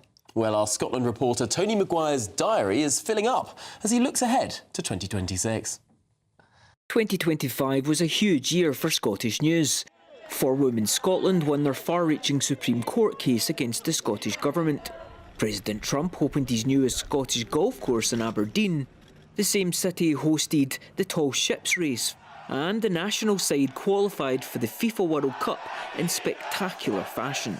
I couldn't be happier for my players. I couldn't be happier. It's fantastic. It feels great. But 2026 is already shaping up to top last year's news cycle, starting with the Scottish Parliament election in May. It will decide who the First Minister is, and in that choice, it's a clear one. It's either John Swinney or me. Because an SNP majority is well within our grasp. I'm not here to play a political game of Punch and Judy with the others. We are going after every single vote, whether that be in constituencies or on the list. All polls suggest we're headed into a fifth consecutive SNP government, but reform continues to eat heavily into Labour and Tory vote share. Expect a high-octane campaign period as ideologies collide. Then, in June, Scotland kicks off against Haiti in the World Cup, our first appearance in 28 years. Tartan Army optimism is at an all-time high. The sporting summer continues with the Commonwealth Games returning to Glasgow in July. It's a slimmed-down event with only 10 sports featured, but Glasgow's looking forward to the return of 2014's carnival atmosphere. On the first day of 2026, South Queensferry holds one of the many Looney Dukes, where brave Dukers enjoy an icy-cold New Year plunge. High-spirited visitors divulged what they want to see in the year ahead. Happy New Year!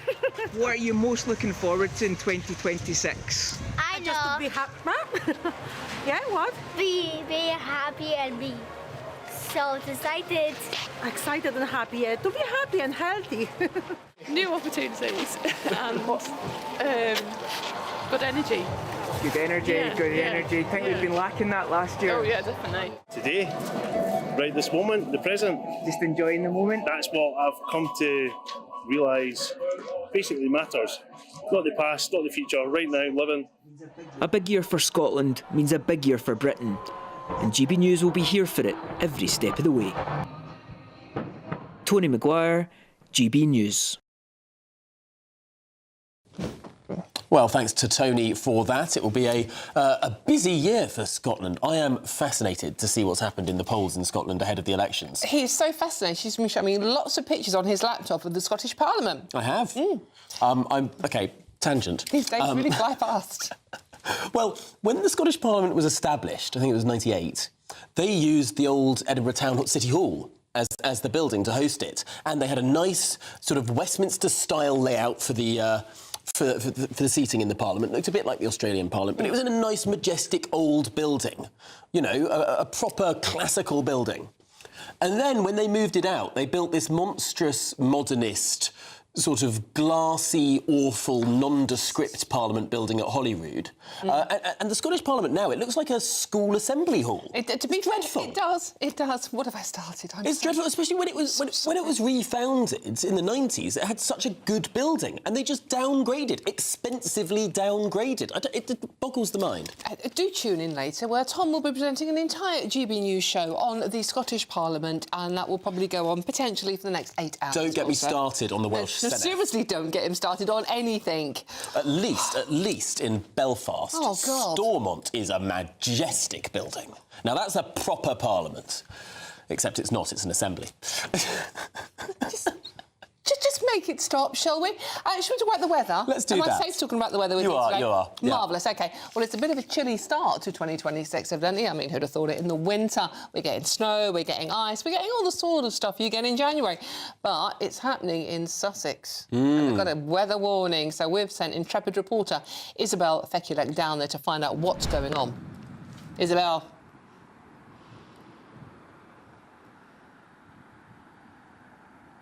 Hello, yes, I'm in Crowborough. It's absolutely idyllic here. A lovely white start to the year, and it's glorious sunshine as well. Quite a bit of the snow has seemed to have melted already this morning, but we have seen, you know, there's not many people out here playing in the snow. We saw a few more families just come now building a snowman, but it's only a tiny one over there because there's not actually much snow on the ground, but there are some sledge marks here. You can see that kids have been sledging this morning and enjoying the snow. A few inches was dropped here in Crowborough and different parts of East Sussex and Surrey, Guildford, places like Hastings, also up in Kent. Tunbridge Wells was hit with a few inches of snow in the early hours, and it's just appeared overnight, it seems. So a lovely way to wake up this morning, and like I said, a glorious day of sunshine. But there has been a few disruptions. Obviously, schools shut, so no disruptions or closures there. They're already closed for Christmas, but on the roads, there's been a few different disruptions. Some roads having a lot of traffic and standstill, and at points, cars have had to completely turn around because the roads have been covered in snow.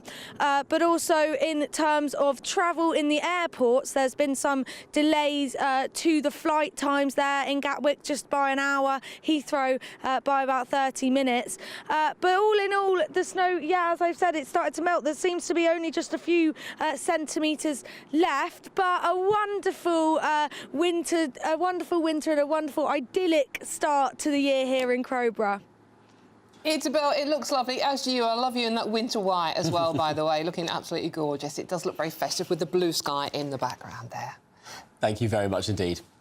Well, now it's time for the Great British Giveaway. Great, because... can I give you away? No. Oh, damn. You're not my father. So it is 45 minutes past 1, which, of course, is time for the giveaway. £85,000 to be won. It's like having an extra 7,000 quid a month extra each and every month for the entirety of 2026. Could be yours. Here's Hayley Sparks to tell you how. It's a brand new year and we're giving you the chance to win our biggest cash prize to date. £85,000 in tax-free cash to make your new year the best yet.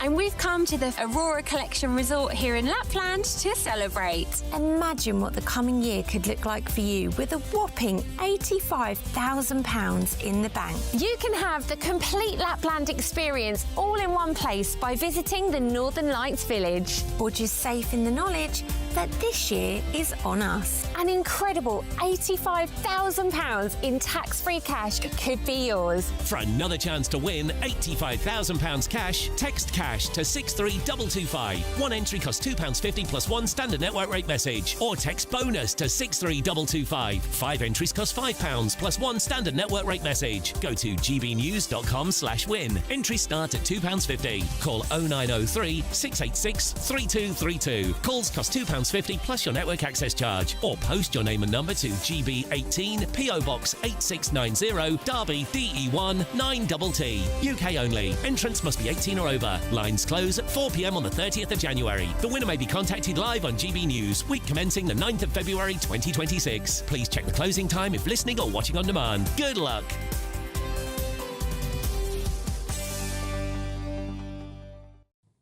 Good luck indeed. I've just got to read a message out from Linny.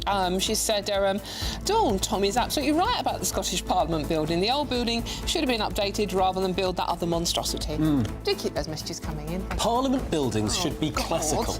They shouldn't be modernist. If it looks like a modernist building that's in a parliament, it's going to be an authoritarian parliament. If it's brutalist, it's probably communist. Linny, thank you so much for starting off again. I really appreciate it. gbnews.com/your say. Have your say on Tom, basically, this afternoon. That seems to be the gist of it. Any case, still to come, the Prime Minister's Northern Ireland. Don't mention Northern Ireland. The Northern Ireland Assembly is in a beautiful building. The Northern Ireland troubles aside, Aid has hit out at the government saying they are treating veterans worse than terrorists over its plan to go ahead with those investigations into the Troubles. But if you're in search of some holiday sunshine, perhaps you'd like to travel to a country that does have a majestic building for a parliament, or one that doesn't.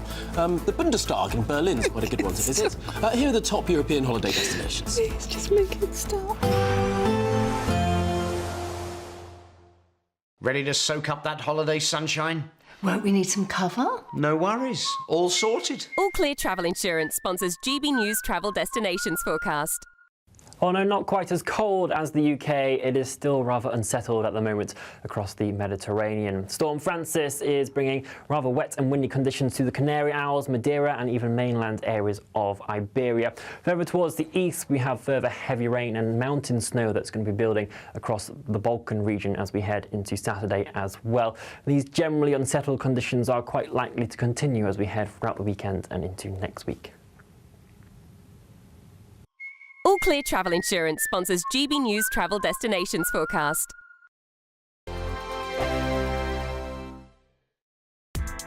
Join me, Nana Akua, for an informative, interactive news programme with a difference. It's fun.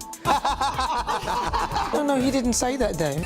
I'm so surprised. I think there's an element of truth to that. Join me from 3 p.m. every weekend, only on GB News, Britain's news channel. Patrick Christie's Tonight. Weekdays from 9 p.m. Look, this is winter. It's flu. Flu comes in winter, sure as eggs is eggs. There's nothing particularly special about the virus. It has mutated, but that change has made it able to spread through the community by defeating our existing immunity. But the virus itself remains the same in terms of its clinical impact. So while it's a problem at a community and population level, lots of cases, for people who catch this, it's no worse than normal seasonal flu. It's not like we've got a supercharged flu that makes people much iller.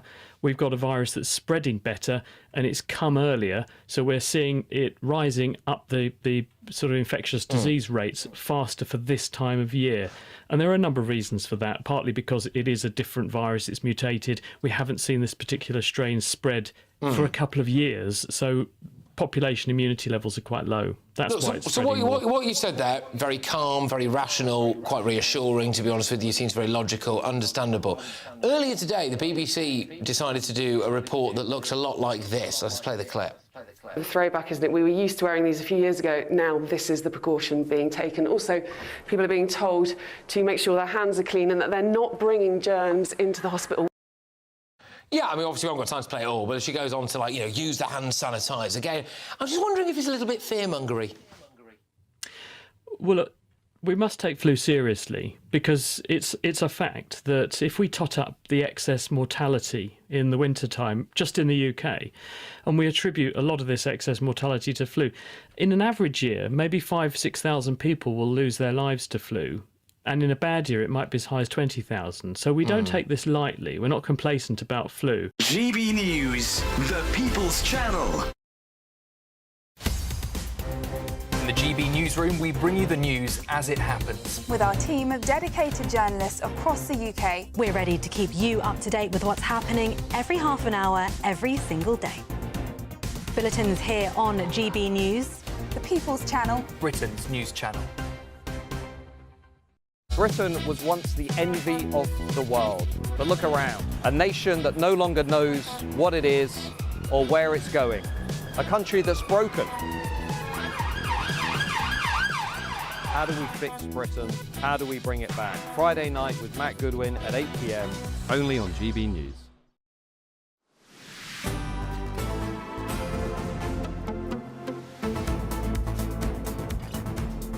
Good afternoon, Britain. It's 8 minutes to 2 o'clock, and the Prime Minister's Northern Ireland's Troubles Aid has hit out at the government, suggesting they're treating veterans worse than terrorists over its plan to go ahead with investigations into decades-old incidents. Yeah, David Johnstone, who was appointed by Labour to be the Northern Ireland Veterans Commissioner, claims new legislations have been eating away at the very fabric of the armed forces. Well, David Johnstone joins us now. David, some pretty harsh words for the government. Yes, good afternoon. Unfortunately, the situation that veterans and indeed the armed forces family in general find themselves in as a result of this Troubles Bill is exactly requires harsh and honest assessments of where this is taking us. It has caused unprecedented fear, anxiety, anger, frustration among the veterans community and indeed among serving military personnel. And therefore, my job as a commissioner, along with my other colleagues in Scotland and Wales, Susie and James, our job is to feed that information back to the government. That's what we're here to do. And I just see this as doing my job. And David, what would you say to the counter-argument that obviously protecting veterans, protecting people who were doing their jobs is great, but some people did those jobs badly. Some people did behave badly. Why should they be protected? I haven't met any member of the security forces who is not more than happy with accountability. That is not the issue at the heart of the legislation being put before Parliament. If any member of the security forces, be they special forces, be they another part of the army, has broken the law, went outside rules of engagement, they should be held accountable. The issue is one of balance and fairness, and that's where this legislation gets it totally wrong. And when I say that terrorists are treated better than members of the security forces, that's exactly what I mean. In 1998, not part of the Belfast Agreement, a private side deal was done with the then Labour government by Tony Blair and his officials to give royal pardons to the godfathers of the IRA. I mean, were any of our security forces offered royal pardons? I mean, that is the very basics of balance and equality. And our soldiers, particularly the members of the Special Forces, I happened to have a conversation with a member of the SAS for about half an hour before this call. And he relayed the anger, the frustration among that community who came to Northern Ireland under orders, went out on operations that were signed off and planned by senior military, RUC, chief constables, senior politicians, and now all these decades later, they're going to be dragged in through courts and inquests and having civilian judges try and second guess their split-second decisions. You know, it's immoral, I think, for a government to allow this to happen. And certainly it's something that we need to keep highlighting. This is not fair, this is not balanced, and the government needs to remember that relationship, that trust that should exist between a government and the armed forces. Well, David Johnston, it's an incredibly powerful case that you make dispassionately and convincingly. But thank you indeed for joining us here on GB News. Really appreciate your time this afternoon. Thank you. Al Cairns, a Defence Minister and reservist, has said the Northern Ireland Troubles Bill would help provide a closure for the more than 1,100 families in the UK, including more than 200 armed forces families who had investigations into the deaths of their loved ones shut by the previous government's Legacy Act. Well, coming up next, we'll have, of course, the very latest from the tragedy that took place in Switzerland on the early hours of New Year's Day. Of course, this fire, this blazing inferno that killed around 40 people celebrating the New Year, 100 more than 100 now in hospital fighting for their lives, some of them. We'll have an update, an official update, after this short break.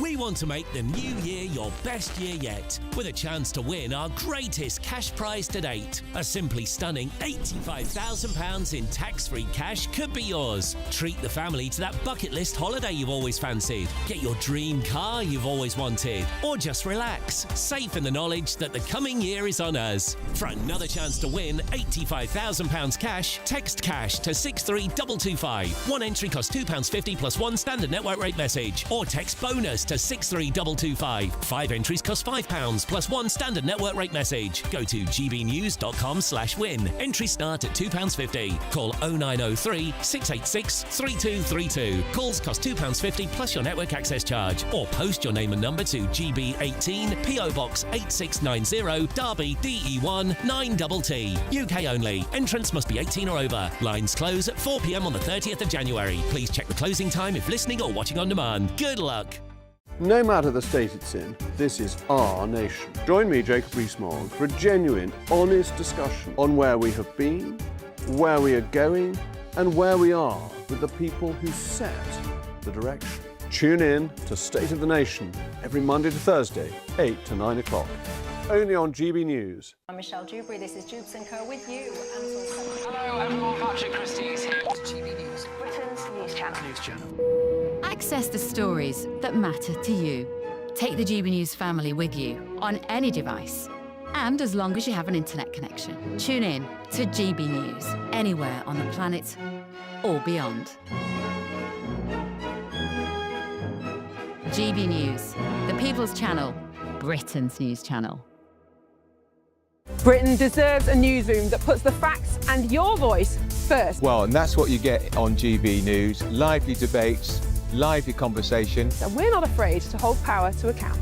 And each other. So join me, Andrew Pearce. And me, Miriam Gates, for Britain's Newsroom, weekdays from 9:30 on GB News. Bold. They are under no illusion. Ray, are you a human trafficker? Boundless.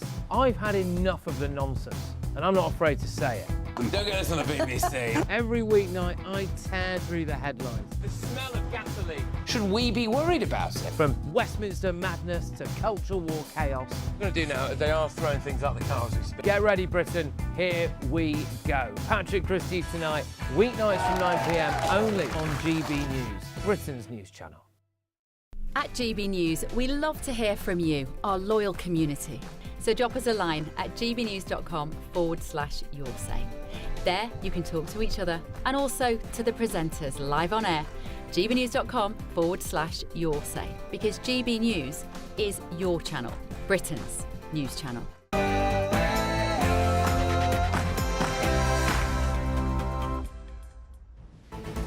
Good afternoon, Britain. It's 2 o'clock on Friday, the 2nd of December. I'm Tom Harwood. And I'm Dawn Neeson.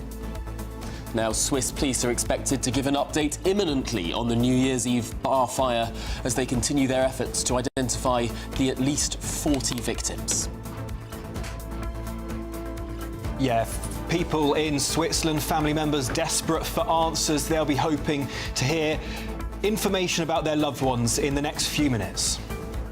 I know many across Britain are still struggling with the cost of living. Helping with that is my priority. And new figures show Britain's poorest families have grown poorer under Labour, with financial strain set to worsen amid rising bills and taxes. As we look forward to 2026, we have a massive set of elections. The whole of Scotland, the whole of Wales, all 32 London boroughs. But hey, big spender. Yes, Nigel Farage has vowed to go double or quits on May's local elections with a huge spending spree of £5 million. Months after trousering a donation of £9 million, he's spending £5 million on targeting those votes ahead of May's election. And if he fails, it's on him. It's a big year for Nigel Farage. And 6 people are dead in Iran after police open fire on protesters defying a regime crackdown. As nationwide unrest escalates, we'll have the latest on that breaking story for you.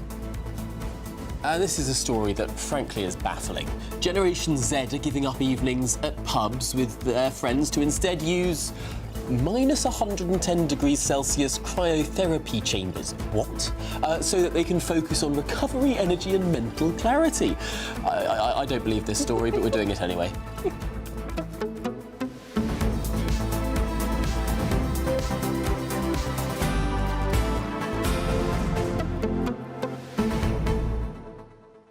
Well, it's one way of getting out of doing sort of like, you know, the whole dry January excuse, is it? You just go and freeze yourself instead. So cold January instead of dry January. You just take your gin and tonic in there, the ice instantly. It'd be a nice slush puppy.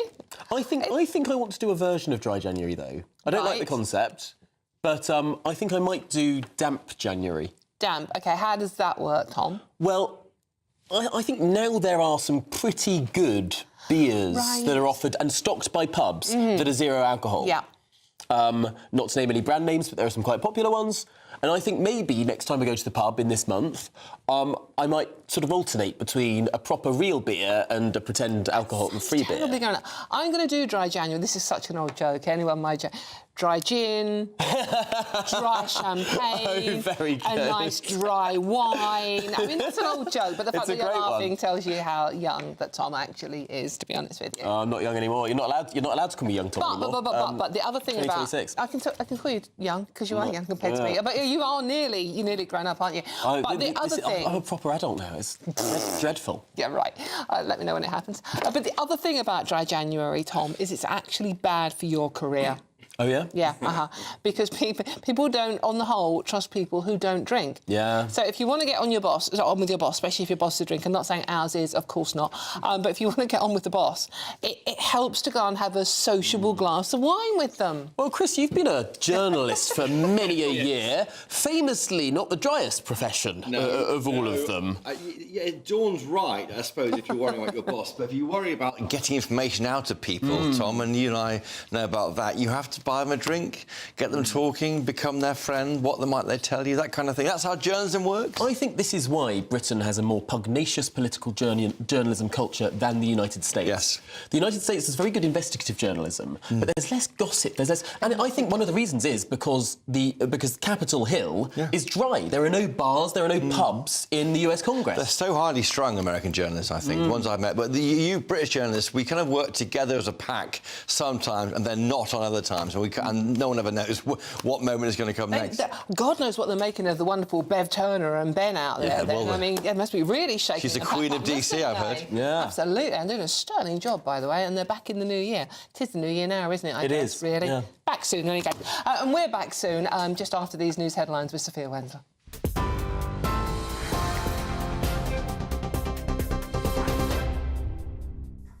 Dawn, Tom, thank you. Our headlines at 2 o'clock.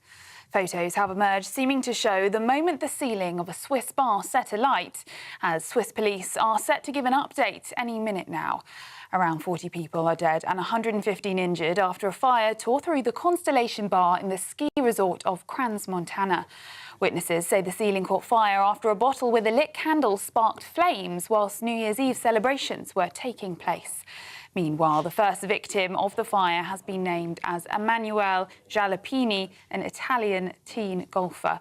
Most of the victims of the fire are thought to be young people, but identifications of the bodies are expected to take several days at least.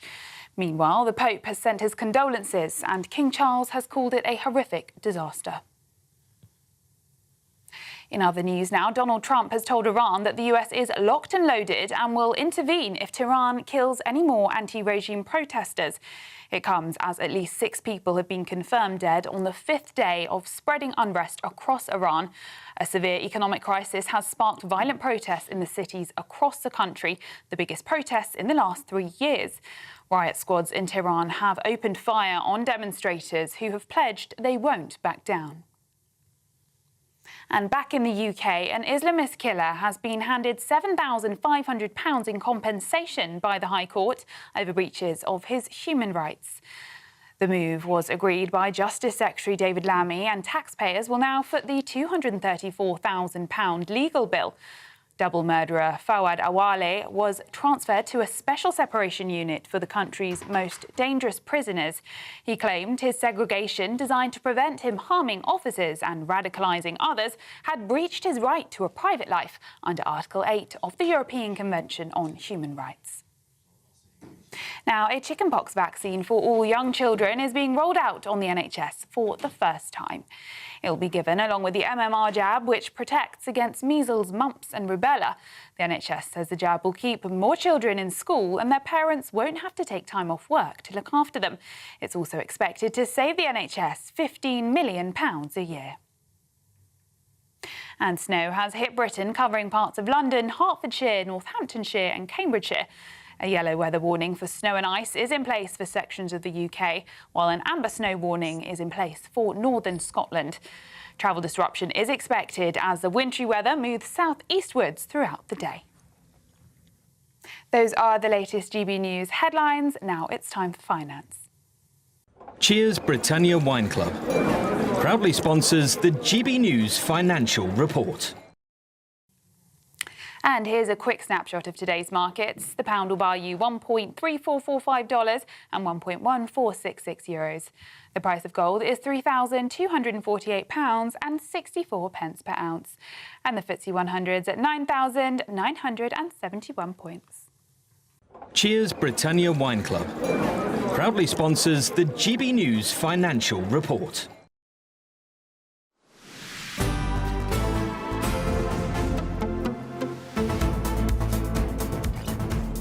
Good afternoon, Britain. It's 8 minutes past 2. Now, we begin the programme with the horrific situation that around 40 people have died and 115 injured, many seriously, in Switzerland after a fire tore through a crowded bar at the Crans, Montana ski resort. Yeah, earlier today, the first victim was named as 17-year-old Italian golfer Emanuele Jalapini. Well, the Swiss police are expected to give a press conference on the fire investigation imminently. Now, this is important, of course, because a lot of what we know has actually been coming through the Italians rather than the Swiss up till now. They've kept relatively tight-lipped about it. Yeah, and we are still waiting for any information we can get, and we will bring it to you live, including, we don't know still if there are any British victims. So bringing us up to date now is GB News national reporter Will Godley. Will. Yeah, so this press conference is going to be held in Switzerland. 4 people speaking there, including the Director General of the Valais Hospital, treating a number of the injured, Eric Bonvin, also the Chief of the Health Department in Switzerland, Matthias Reynards.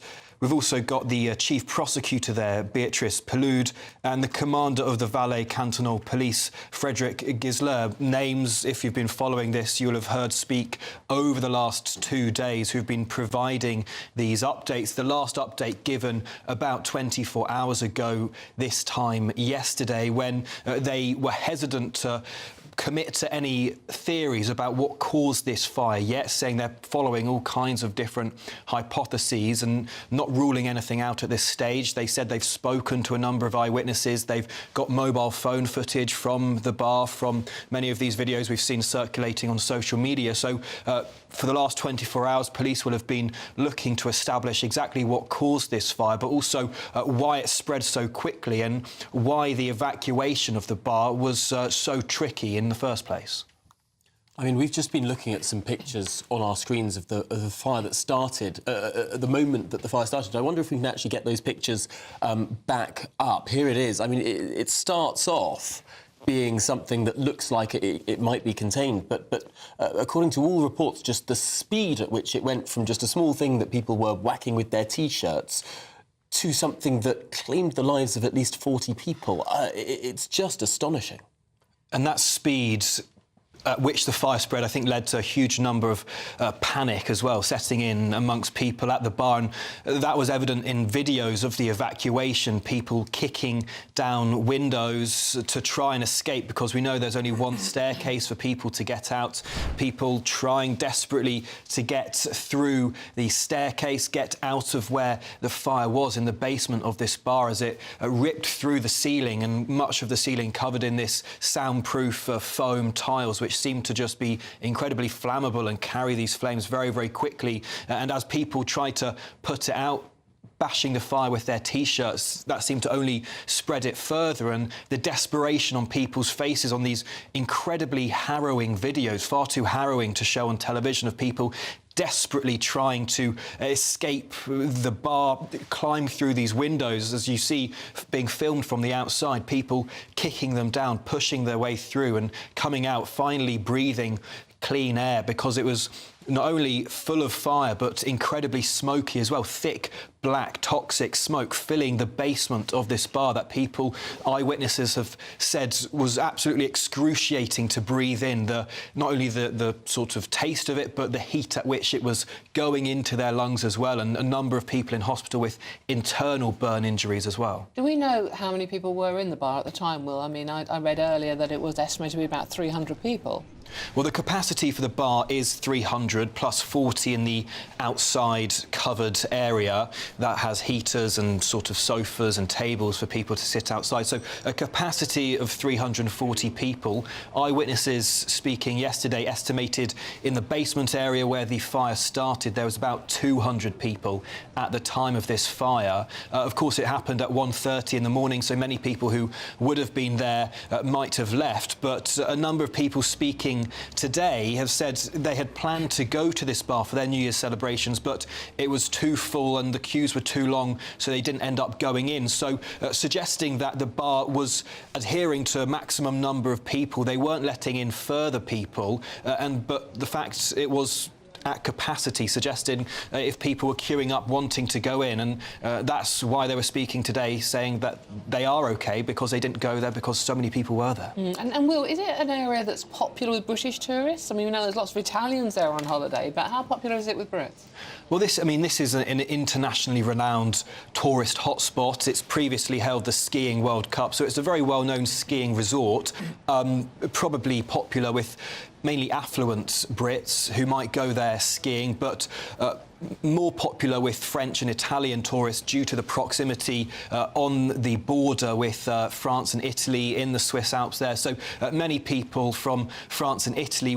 We don't know if there are any British victims or any injured British at this stage, but we might get an update on the victims and nationalities as this press conference gets underway in the next few minutes. OK, well, thank you very much indeed for that. We, of course, will be back straight to you as that press conference starts. And to reiterate, we think it might be soon. But in the meantime, let's speak to our political editor, Christopher Hope, because new figures reveal that the UK's poorest households are worse off since Labour took power. Yeah, and it's set to get even bleaker, with families across every income bracket facing a fresh squeeze on their finances as higher bills and tax rises bite later this year.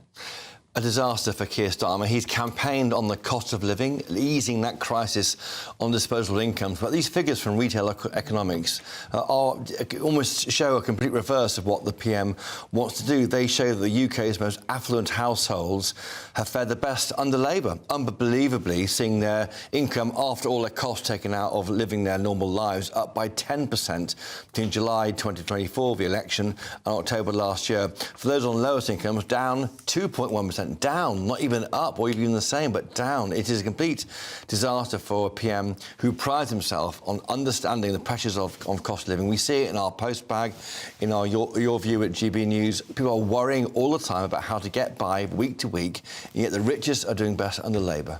And yet, what this government has done is tax the rich more, and the rich have somehow got richer. Perhaps because rich people have clever accountants and can always find a way out, or perhaps because the ultra, super, very wealthy people that were hit by the non-dom tax changes and all of that, they've left, meaning there's a gap in the finances, meaning the government plugs that black hole with borrowing. When borrowing increases and public spending increases, inflation increases. And inflation hits the poorest more than it hits the richest. And that's why the government has said it won't push up the taxes they think will hurt ordinary people, VAT being one. That hits most people on lower income because of the scale of it. Income tax, national insurance, we now know that only means for employees, not employers. But inflation is the big problem. It's so sticky, it's wedded now into our system. The benefit... And the strange thing about inflation is it was down at target. At the time of the general election, inflation was at 2%. That is the Bank of England target. That was the one success of Rishi Sunak's 5 big pledges. He got one of them. He got inflation down. That involved tricky decisions, like not big pay rises to train drivers and all the rest of them, like being controlled when it came to the finances. The new government comes in. Frankly, it splurges a lot of money. It tries to pay off a lot of interest groups.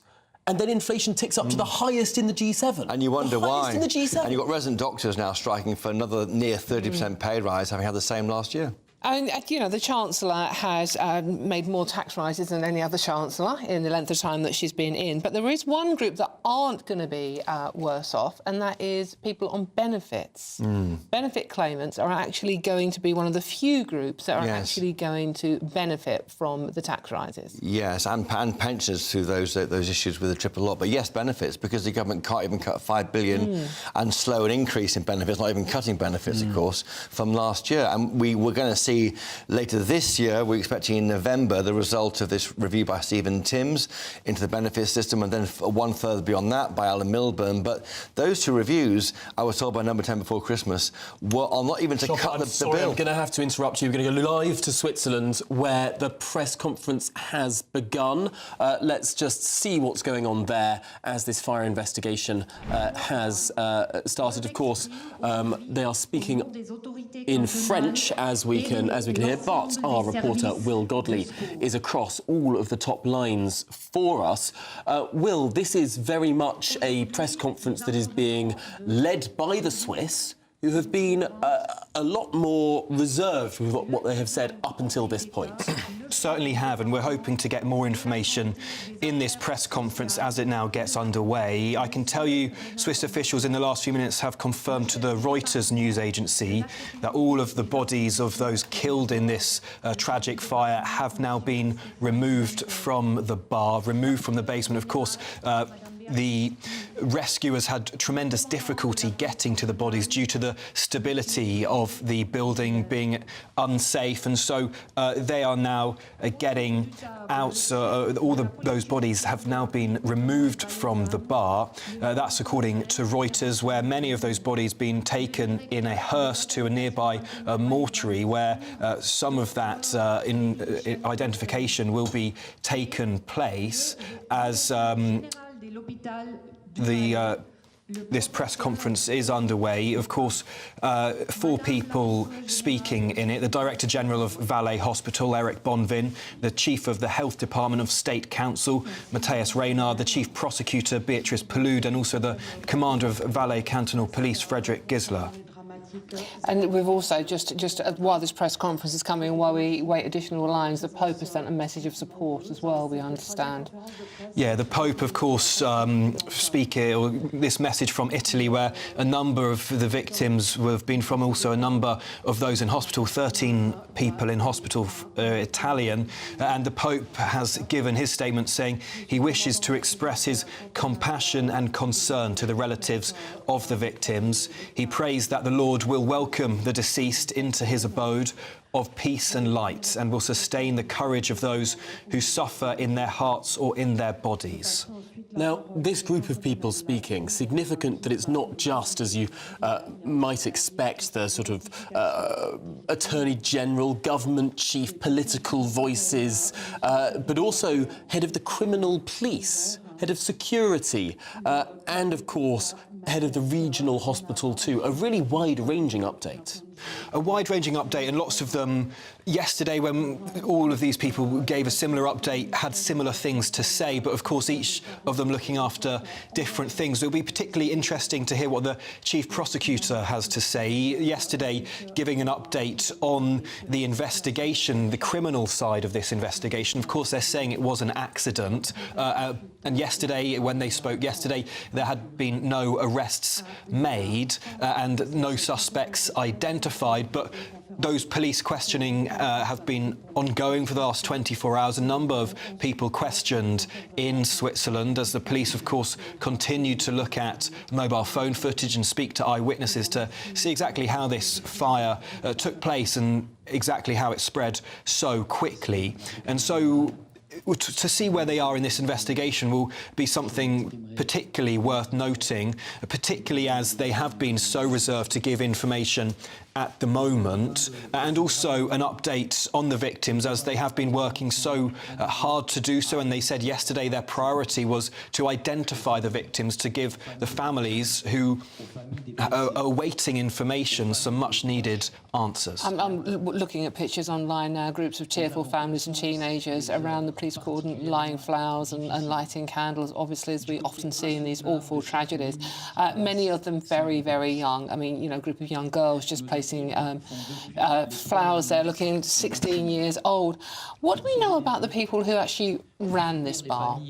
Well, the bar was ran by 2 French people, a French couple who have ran the bar since 2015, and they, speaking to a French newspaper, said they were in complete shock at hearing of this fire. They have said that a number of their staff members have died in this fire as well. The female owner was at the bar at the time of this fire. She sustained injuries to her arm, which was an arm burn, but the husband was at a different bar. They run a number of different venues in the same town, and this, of course, is a bar that's been well known in the area and one that many people wanted to go to. We were hearing from eyewitnesses there were long queues throughout the evening of people wanting to go to the bar to welcome in the new year, and that it was very full at the time of this fire, some 200 or so people in the basement where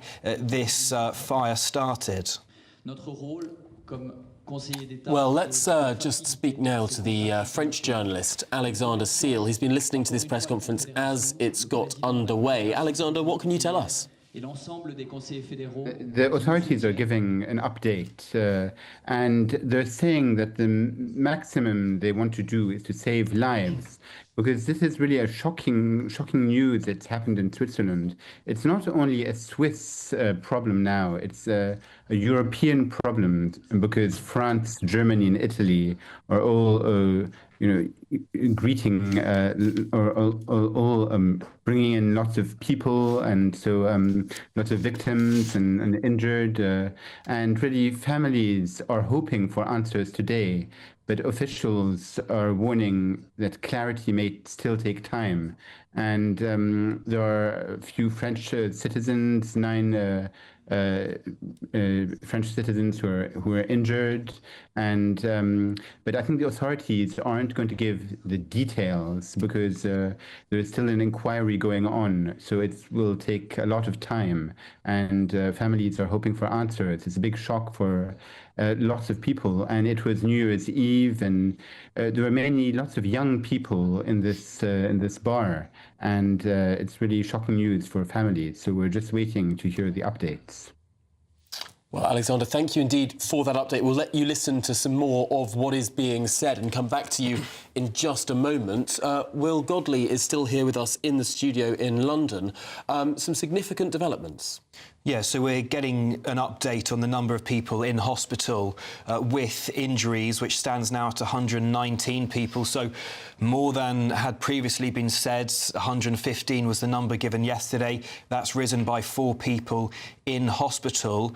And that were injured in the fire, half of whom were treated at the local hospital, the Valais Hospital. The other half of people transferred across not only Switzerland, but France, Germany, Italy, Poland for treatment, many of them getting specialist treatment for their burns. But some of the worst affected people in the burns unable to be moved because of their injuries so bad, and so they've had to bring in French doctors to get them treated at a hospital far nearer to Crans-Montana, and where those people are being treated now. And we'll get an update from some of the other hospitals who are all speaking throughout the course of the day to provide an update on those injured in their individual hospitals. But this, of course, people have been moved around to these hospitals in different parts of Switzerland, but also different countries, because many of them are teenagers under the age of 18, and so it's particular pressure on the paediatric wards, and that's why when hospitals become full, they're having to be moved to other places in order to provide treatment that's much needed. It's horrible reading some of the appeals coming in from families now. French and Italian authorities confirm they have citizens missing, including a 16-year-old Giovanni from Bologna, whose mother has just issued a very emotional appeal for information. I mean, these are families that have no idea whether the youngsters are in hospital or dead, were killed in this awful incident. Meanwhile, a doctor in Geneva says patients as young as 15 are being treated for severe burns. And the fact that these people are injured so badly that they are relying on DNA tests to identify them just goes to demonstrate exactly how fierce this fire was. Well, yeah, and the Italian Foreign Minister saying earlier on, still 3 of those in hospital have yet to be identified, as hospital staff working to do so, using, as you say, Dawn, the teeth, the dental records, DNA records. We're also now hearing from the president of the cantonal government, Matthias Reinhardt, who says 50 of those injured have been transferred to specialist burns units outside of Switzerland. So in those hospitals in France, in Germany, in Italy and in Poland, as the Swiss authorities thanking those countries for their help on this to treat everybody who has been injured. And Italy earlier on suggesting that Switzerland really does need help in this, and that's why they have brought in this specialist task force to help people on the ground, and they're also offering psychological support to the families, because of course now, some hours on, far more than 24 hours, nearly 36 hours on from this fire, these families still don't know the fate of many of their loved ones who they've not heard from in this time, whether they are in hospital or have died. We now know that all of those who were victims in the bar, all of those who have been died, have been moved out of the bar to morgues nearby where they will be identified. But that process, the Swiss authorities warning, will take time. And so for the families desperate for answers, putting up posts on social media, appealing for information, perhaps not quite coming coming quickly enough for them. Another personal story coming in here. A Greek teenager who's a permanent resident in Switzerland reported to me amongst the dozens missing. Her brother has posted an incredibly emotional appeal on Instagram saying the family has had no news and urging anyone with the information to contact them. He added that the 15-year-old girl had been at the venue with 3 friends. It's an iconic venue in this town, isn't it? I mean, it's one of those bars that if you're a youngster that age, you want to be there on New Year's Eve. Well, yeah, and when I was out on New Year's Eve in London, I was speaking to a group of Swiss people who are telling me the big tradition in Switzerland is to go to these bars in the mountain on New Year's Eve. So it wouldn't have just been people there, it wouldn't have just been tourists, but people who live in the cities of Switzerland moving to the mountains for their New Year's to celebrate New Year, bring in the New Year there, and that's where they would have wanted to do this. So a number of people there, and this press conference, as it's ongoing, we're getting another line from them there saying that the death toll at the moment is still estimated at 40. Swiss authorities there saying that the death toll is still at 40. Earlier on, the Swiss authorities were saying they were worried it could rise as a number of the injured are in a critical condition in hospital, and those conditions are prone to kind of infections and sepsis, and the condition in a very worrying state. But now this press conference confirming that those who have died in this horrific fire still stands at 40. Those in hospital has risen to 119. Okay. Well, Will Godley, thank you very much. Let's return to the French journalist Alexander Seal, who has been listening to this press conference, of course, being conducted in French. Alexander, what can you tell us? Yeah, so as you said, 40 people have died, and there are 50 people, around 50 people who have been badly injured. And the authorities are saying that 14 French people have been injured. And local hospitals in Switzerland have reached capacity, and patients have been moved to burn centers in Lausanne, Zurich, and Geneva, and Stuttgart, Milan, and Paris. And there was a 19-year-old footballer from the FC Metz in eastern France who was among the seriously injured, and he's in a hospital in Germany, in Stuttgart. So it's really shocking news for all these people, and the investigation, the cause of the fire remains under investigation, and police and prosecutors insist this is not being treated as a terrorist attack. And there is a hotline and family support center are in place for relatives wanting information, because there was a French mother who was on French TV who said that she's been looking for her son since last night, since yesterday, and she's been ringing hospitals. So it's really, families are really waiting and want to know what's going to go on, but it'll take a lot of time. Just listening to some of the people speaking here, Alexander, and the Valais local government chief are... his voice, it's very unusual for people in these press conferences to sound emotional, but he's talking about the anguish that these families are going through, the unbearable weight of not knowing whether their youngsters are alive, whether they're in hospital. It's very unusual to hear authorities like this talking and their voice almost cracking with emotion. Yes, it's really a very emotional story, and the fact it happened on New Year's Day, it's really terrible, because lots of young people were at the bar and were partying. Some may have drank, some they thought the fire was maybe a spectacle, and so they didn't really react quickly. So it's really emotional for Switzerland and for neighboring European countries. And also Poland also is going to treat some injured too. So it's really a shocking story for the whole world. It is extraordinary to hear the breadth at which different European countries are becoming involved with this. I mean, obviously, you'd expect perhaps France and Switzerland to lay a hand, but speaking of hospitals in Germany and as far as Poland, really does say something about the severity of the injuries that we're talking about. Yes, there is a close cross-border coordination, and lots of hospital and health authorities and regional hospitals are in constant contact, but information is being released carefully and cautiously. So partly because some patients are in a critical condition, and partly to ensure families receive accurate updates. Well, this is, of course, an ongoing investigation. I believe we've got some more. Alexander, we're just going to leave you for now while you listen to some more of this press conference, because, Will Godley, we've got some numbers. Yeah, with numbers on the nationalities of those who are injured. Total so far of 113 of the 119 people have been identified, and their nationalities have now been established.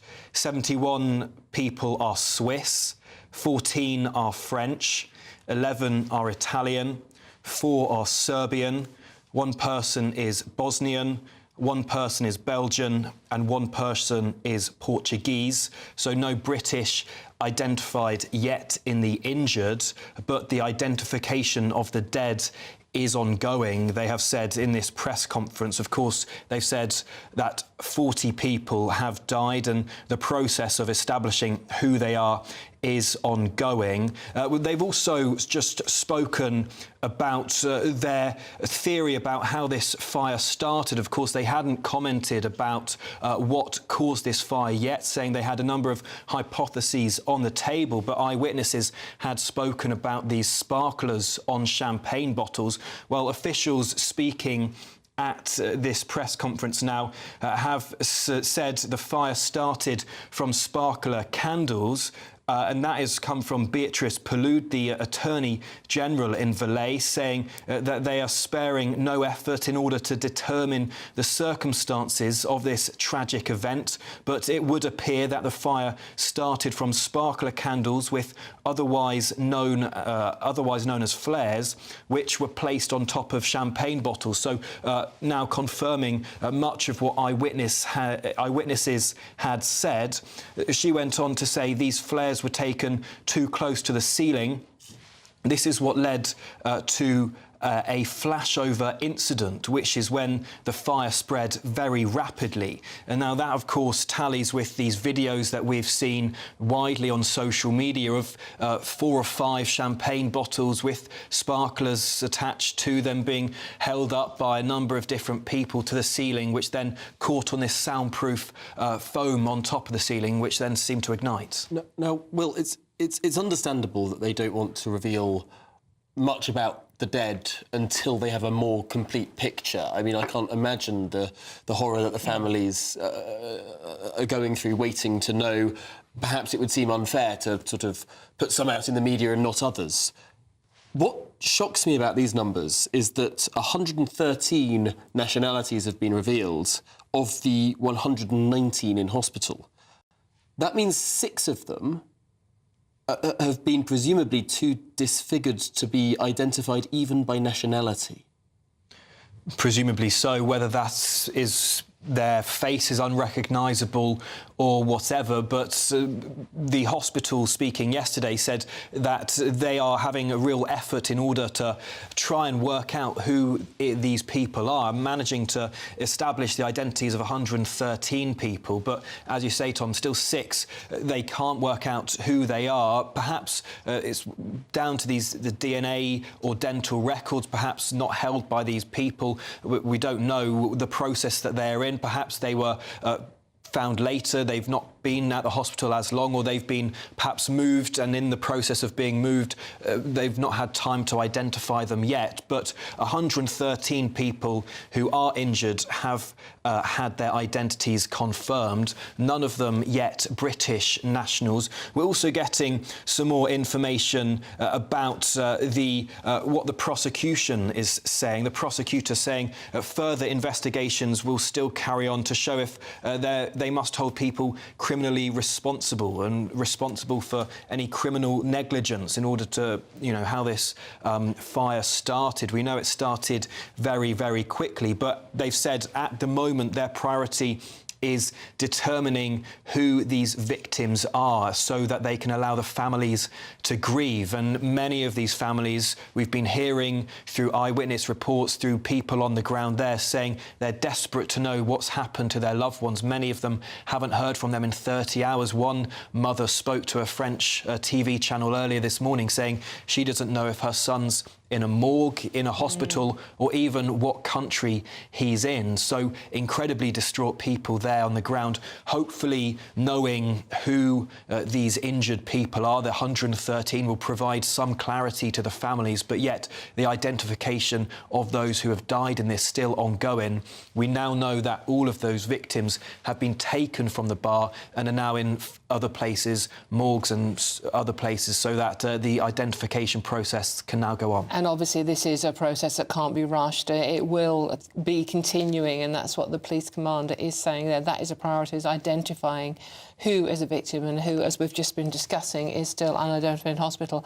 They've also announced in the press conference that there's a ceremony to be held on the 9th of January in the town, where there'll be an opportunity for people to come together to meet as a community and to live this national mourning together. Well, let's speak to Alexander Seal, French journalist, more about this ceremony that has just been announced. Alexander, what can you tell us? Yes, so there will be a public ceremony which will be held on Friday, as you just said, and described by officials as an opportunity for the community to come together. And authorities warn that life-threatening condition of many injured remains engaged. And as you mentioned, 119 people have been injured in total, but authorities are reiterating that many victims have severe burns. Medical teams remain fully mobilized, and officials ask again for patience and restraint, stressing accuracy over speed. So it's going to take a lot of time. The message remains grave and cautious because there's a strong emphasis on the seriousness of injuries, the long and complex identification process, and collective mourning and support for families. So this on Friday is going to be very emotional for lots of people, for friends and families who lost loved ones or who are still looking for people. So it's really an emotional shock for lots of people. Alexander, so far we're hearing that all the countries are working together to supply medical care and to treat people in hospital. But when we were talking to the Italian governor earlier on, he was saying that there are so many questions that need to be answered about criminal liability, about how this was allowed to happen. Are you getting any more details about that situation from the press conference? Well, during the press conference, it's still ongoing, but the authorities are remaining cautious, and really Swiss prosecutors confirmed the case is being handled as a criminal investigation with potential criminal liability under examination. And the chief prosecutor, Béatrice Pilou, of the canton of Valais, confirms the opening of criminal proceedings. The investigation is being conducted under the authority of the public prosecutor, not as a simple administrative inquiry. So authorities are indicating they are assessing possible breaches of fire safety regulations, responsibility linked to the use of open flames, and compliance with occupancy limits and safety authorizations. So it's going to be a long process, and families would want answers very soon. Alexandra, it does appear that from that press conference they have just confirmed that the fire was started from sparkling candles, or sparklers put on top of champagne bottles as they were moving across the floor and too close to the ceiling. That has been the speculation all along, but it does appear now that that is confirmed. Yes, it is confirmed. And so prosecutors stress it's too early to determine offences, or they haven't made any arrests yet. So the investigation will establish whether the facts could fall under negligent homicide or negligent body harm and other safety-related criminal offences under Swiss law. So authorities explicitly caution caution against speculation, while forensic and technical assessments will continue and continue today. Yes, it can't be easy for those families waiting for answers. Thank you, Alexander, for now. Stay with us. We'll be coming back to you with any more news. Will, any more information for us? Well, you're speaking about that investigation there, Dawn, that the police are now opening. And particularly what they are investigating is whether there was arson by negligence and homicide by negligence, and that they're looking to see if there's anyone they can hold responsible for this. They have said in the press conference that 2 of the bar managers were questioned. We know the owners are called Jacques and Jessica Moretti, 2 French nationals who have told a French newspaper that some of their staff did sadly die in this tragic fire. Now, they've ran Le Constellation since 2015, so now 10 or so years they've been running this bar. Well, they have been questioned. No arrests, as we've heard yet so far in the press conference, have been made, but the investigation looking at arson and homicide by negligence and whether they can prove anything there. But the authorities have said their priority at this stage is identifying who the victims are. We know that the victims have been moved out of the bar, and they've given some more details about how they are working out who is who, how they are identifying people. They're using fingerprints, DNA and clothing of those who have died, examining that, but they have said it's proving to be incredibly difficult, saying it's a forensic nightmare, according to the doctor who was speaking there, trying to establish who these victims are. And the doctor went on to say specialist coroners are being brought in to try and work out the identities, including also specialist dentists and specialist police officers who are trained in identifying people who are burn victims.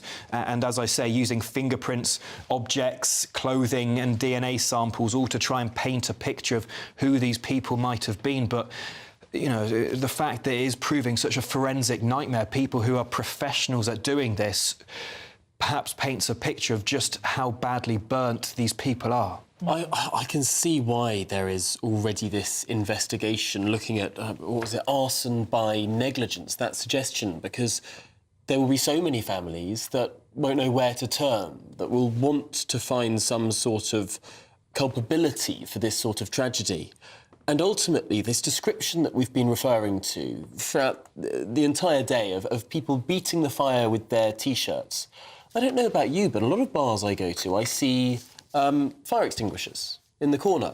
I would have thought that it would be a regulatory sort of imposition for these sort of places to at least have a fire extinguisher. I'd be very surprised if it didn't. I'm shocked that we haven't heard anything about any sort of fire extinguisher being used as this fire clearly got underway and people started whacking it with T-shirts. Well, exactly that. And I was reading earlier on in a French newspaper, speaking to a French fire expert, knows exactly the rules and regulations in place, who was saying the difference between a nightclub and a bar is quite stark in this part of the world, because nightclubs where people are gathered all together, they're dancing, loud music is playing, have all kinds of protocols in place of what to do when there's a fire. The music automatically cuts out when a fire is detected. They have fire alarms which go off, sprinkler systems in place, and everything, all the materials have to be a certain specification of fire retardant. So this M1 top of the range fire prevention methods, it's not the same as he was explaining to French media in bars. And this bar, the Le Constellation, has been described as a lounge bar, and that is why people as young as 13 have been allowed there. 13-year-olds, we're not suggesting were drinking alcohol, but the age of drinking is 16 there, and so many young people would have been in the bar rather than a nightclub, and that's perhaps why there are so many young people who have been doctors saying involved in this and being treated for injuries. It does appear to be just an awful, tragic accident. I mean, this bar, just reading reports from the past about people who have enjoyed on social media nights at the bar.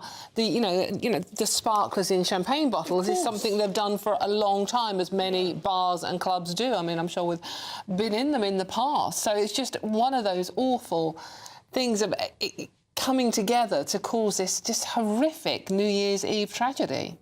Absolutely. I mean, incredibly horrific, and no confirmation yet on who these victims are. Swiss authorities saying they're wanting to establish all of the identities until the victims are in place. But we do know the first victim was named not by authorities but by Italian media as Emanuele Gileppi, a 17-year-old up-and-coming golfer, described by the Golf Digest as a promising young talent, named as one of 4 rising stars in the world of golf by the Faldo series, a children's golf championship. And the Italian Golf Federation paid tribute to him earlier on, saying he was a young athlete who embodied passion and authentic values, and they've given their sorrow and thoughts to his family and saying he will forever remain in their hearts. And it seems like a number of those who have been caught up in this, whether died or in hospital, were sporting people, athletes, and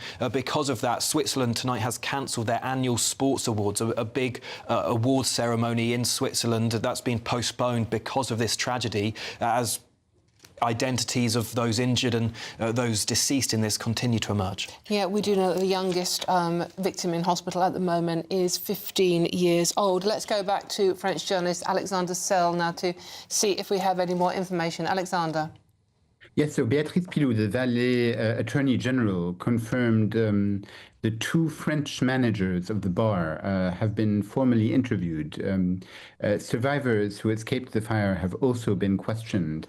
And these interviews will allow investigators to establish a list of people present at the venue at the time of the incident. And videos have been obtained and analyzed alongside witness testimony. So that's an important, crucial information. And everything so far points to the fire starting from sparklers and sparkling candles or sparklers, and these were placed on bottles of champagne. From there, the fire spread extremely rapidly across the venue.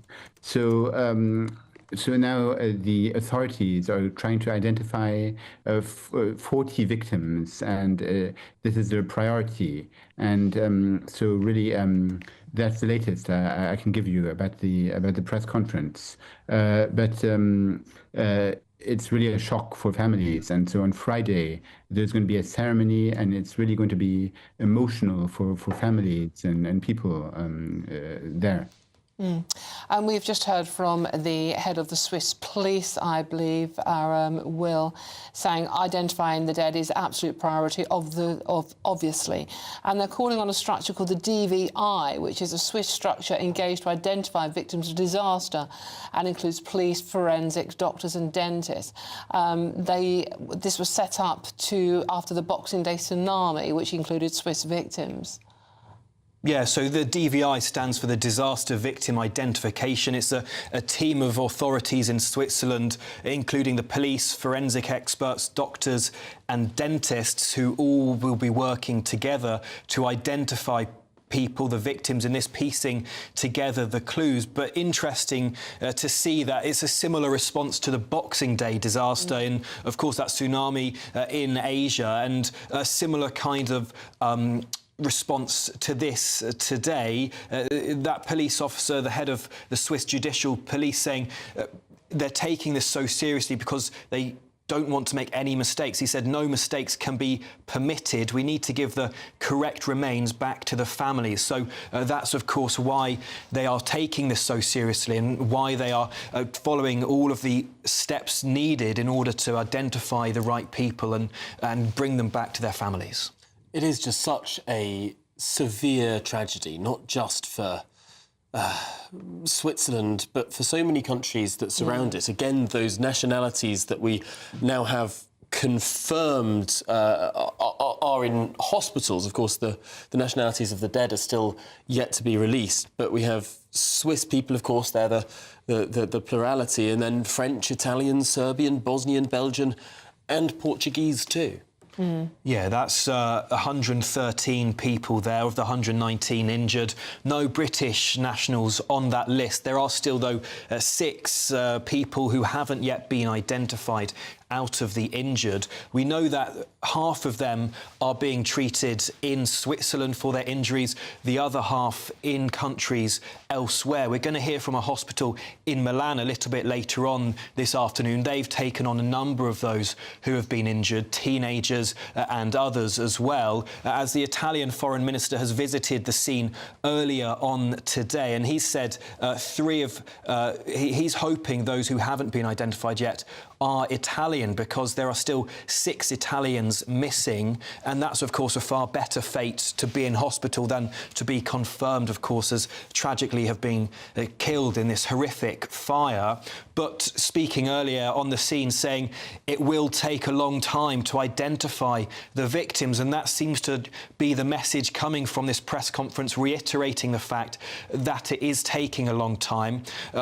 They've obviously talked about this new protocol that they are implementing, the DVI, to find who these people are, disaster victim identification process, to ensure that they are identifying the correct people, to give the remains back to the correct families. But those families, as we've been hearing from today, speaking to local media there, speaking to people in Switzerland, and also posting on social media, they are desperate for answers because they've not heard from their loved ones in 30 hours. Many people don't know whether they have died or whether they are in hospital. Well, now, as police have said, 113 people in hospital have been identified. The process will now be going on to put them in touch with their families and provide answers. Well, thank you for now. Let's go back to French journalist Alexandra Sill. Alexandra, what's the latest? Yes, so authorities say, as you just pointed out, the victim identification is now the absolute priority following the fire in Crans-Montana. So Pierre-Antoine Leguen, the head of the Swiss Judicial Police, tells the conference identifying the dead is the absolute priority, and almost every cantonal police force in Switzerland is being mobilized to support the effort. And Leguen says authorities are drawing on a specialized national structure known as the Disaster Victim Identification, a Swiss disaster response system bringing together police, forensic specialists, doctors, dentists. The DVI was previously deployed in 2004 after Swiss nationals were killed in the Boxing Day tsunami. So really, it's Leguen stresses the need for extreme caution. No mistakes can be permitted, he says. We need to give the correct remains back to the families. Authorities say accuracy is really important over speed. There's going to be an international coordination, and formal identification procedures will take time, but officials say all necessary resources are in place. Wow, it is just the most gargantuan operation across different departments, different countries, different services. I mean, when it's all set out like that, whether it's the criminal investigation, the medical response, the emergency response, the political response, it really does give you a sense of just how large this tragedy has become. I mean, so much so that this sporting ceremony in Switzerland has now been delayed too. This cuts right across so much of civic, political society too. Well, yeah, it seems yes, the scale and severity of the injuries have placed extreme pressure on Swiss hospitals, especially burn units. So some patients including Dos Santos, the footballer, have been transferred to Germany and potentially to France, where specialist care is available. The injury to a young French athlete like Dos Santos highlights the international scope of this tragedy, with victims from multiple countries and medical systems working together to respond. It emphasizes the human cost, not just the raw numbers, and why families and communities in France and elsewhere are closely following developments. As of course you'd expect. I mean, there must be so many families. You would expect perhaps that the information that has been given to the public in today's press conference is one or two stages behind the information that is being given to the families, because the families must be asking so many questions. And of course, as 113 hospitalised people have been identified, you'd imagine that their families would know that their own, I'm presuming children, but family members are in those hospitals. Will? Well, yeah, a lot from this press conference. And earlier we were hearing the hotline set up for families has been overwhelmed. So no doubt authorities continuing to support them in that way, however they can. But we have heard lots from the press conference here. And let's just recap on what we've heard, because we've heard that 50 of those who have been injured have been transferred to a specialist units outside of Switzerland, whether that is in France, Germany, Italy and Poland, all countries who are helping Switzerland deal with this tragedy. They also reaffirmed that death toll still estimated to stand at 40, and now they've said their top priority at this point is identifying the victims so that the families can grieve. And they've set up this way of identifying the victims, who have now all been moved out of the bar into nearby morgues as they continue this identification using fingerprints, DNA, clothing and other objects nearby to all try and work out who these victims might be. It's a task force called the DVI, the Disaster Victim Identification Unit, that was set up after Boxing Day. They've now been told to get involved in this disaster to identify now the 40 victims of this tragedy and the 6 injured who have still yet to be identified. Good afternoon, listeners and viewers. It's Ben Leo here, taking over from Tom Harwood and Dawn Neeson. I'm with you until 6 p.m. Will, this we obviously caught up on this yesterday as this story broke on the ground in Switzerland. The death toll still at 47, we believe, but the development now is, as feared yesterday, that it was champagne sparklers blamed for that inferno. What do we know about that, the soundproofing foam from the ceiling inside that bar? There was a line that was going around yesterday which we couldn't confirm. What do we know for sure with regards to that? Well, that soundproofing foam we've seen in footage shared widely on social media, used and shared widely in reports as well. That soundproofing foam was what caught the fire initially from these sparklers, which were on about 4 or 5 champagne bottles held up by people in the bar. We don't know if they are people who were working there or by party goers welcoming in the new year, but these champagne bottles with the sparklers on held too close to the ceiling, and that soundproof foaming caught on fire, ignited, and then as people in the bar tried to put that fire out using their T-shirts to bash the fire, that inadvertently spread the fire further onto the ceiling, spreading throughout the ground floor, the basement of this bar, in a few dozen seconds, eyewitnesses said yesterday. And now in the press conference that's still underway, officials now confirming that theory, saying the Attorney General, Beatrice Palud, said they're sparing no effort in order to determine the circumstances of this tragic event. It would appear that the fire started from sparkler candles, otherwise known as flares, which were placed on top of champagne bottles. These flares were taken too close to the ceiling. This led to what's referred to a flashover incident, where the fire spread very rapidly.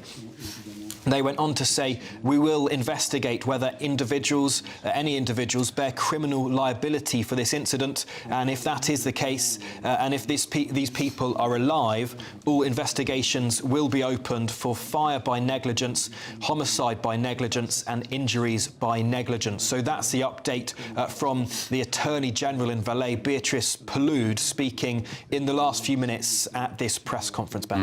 Yeah, apparently the bar owner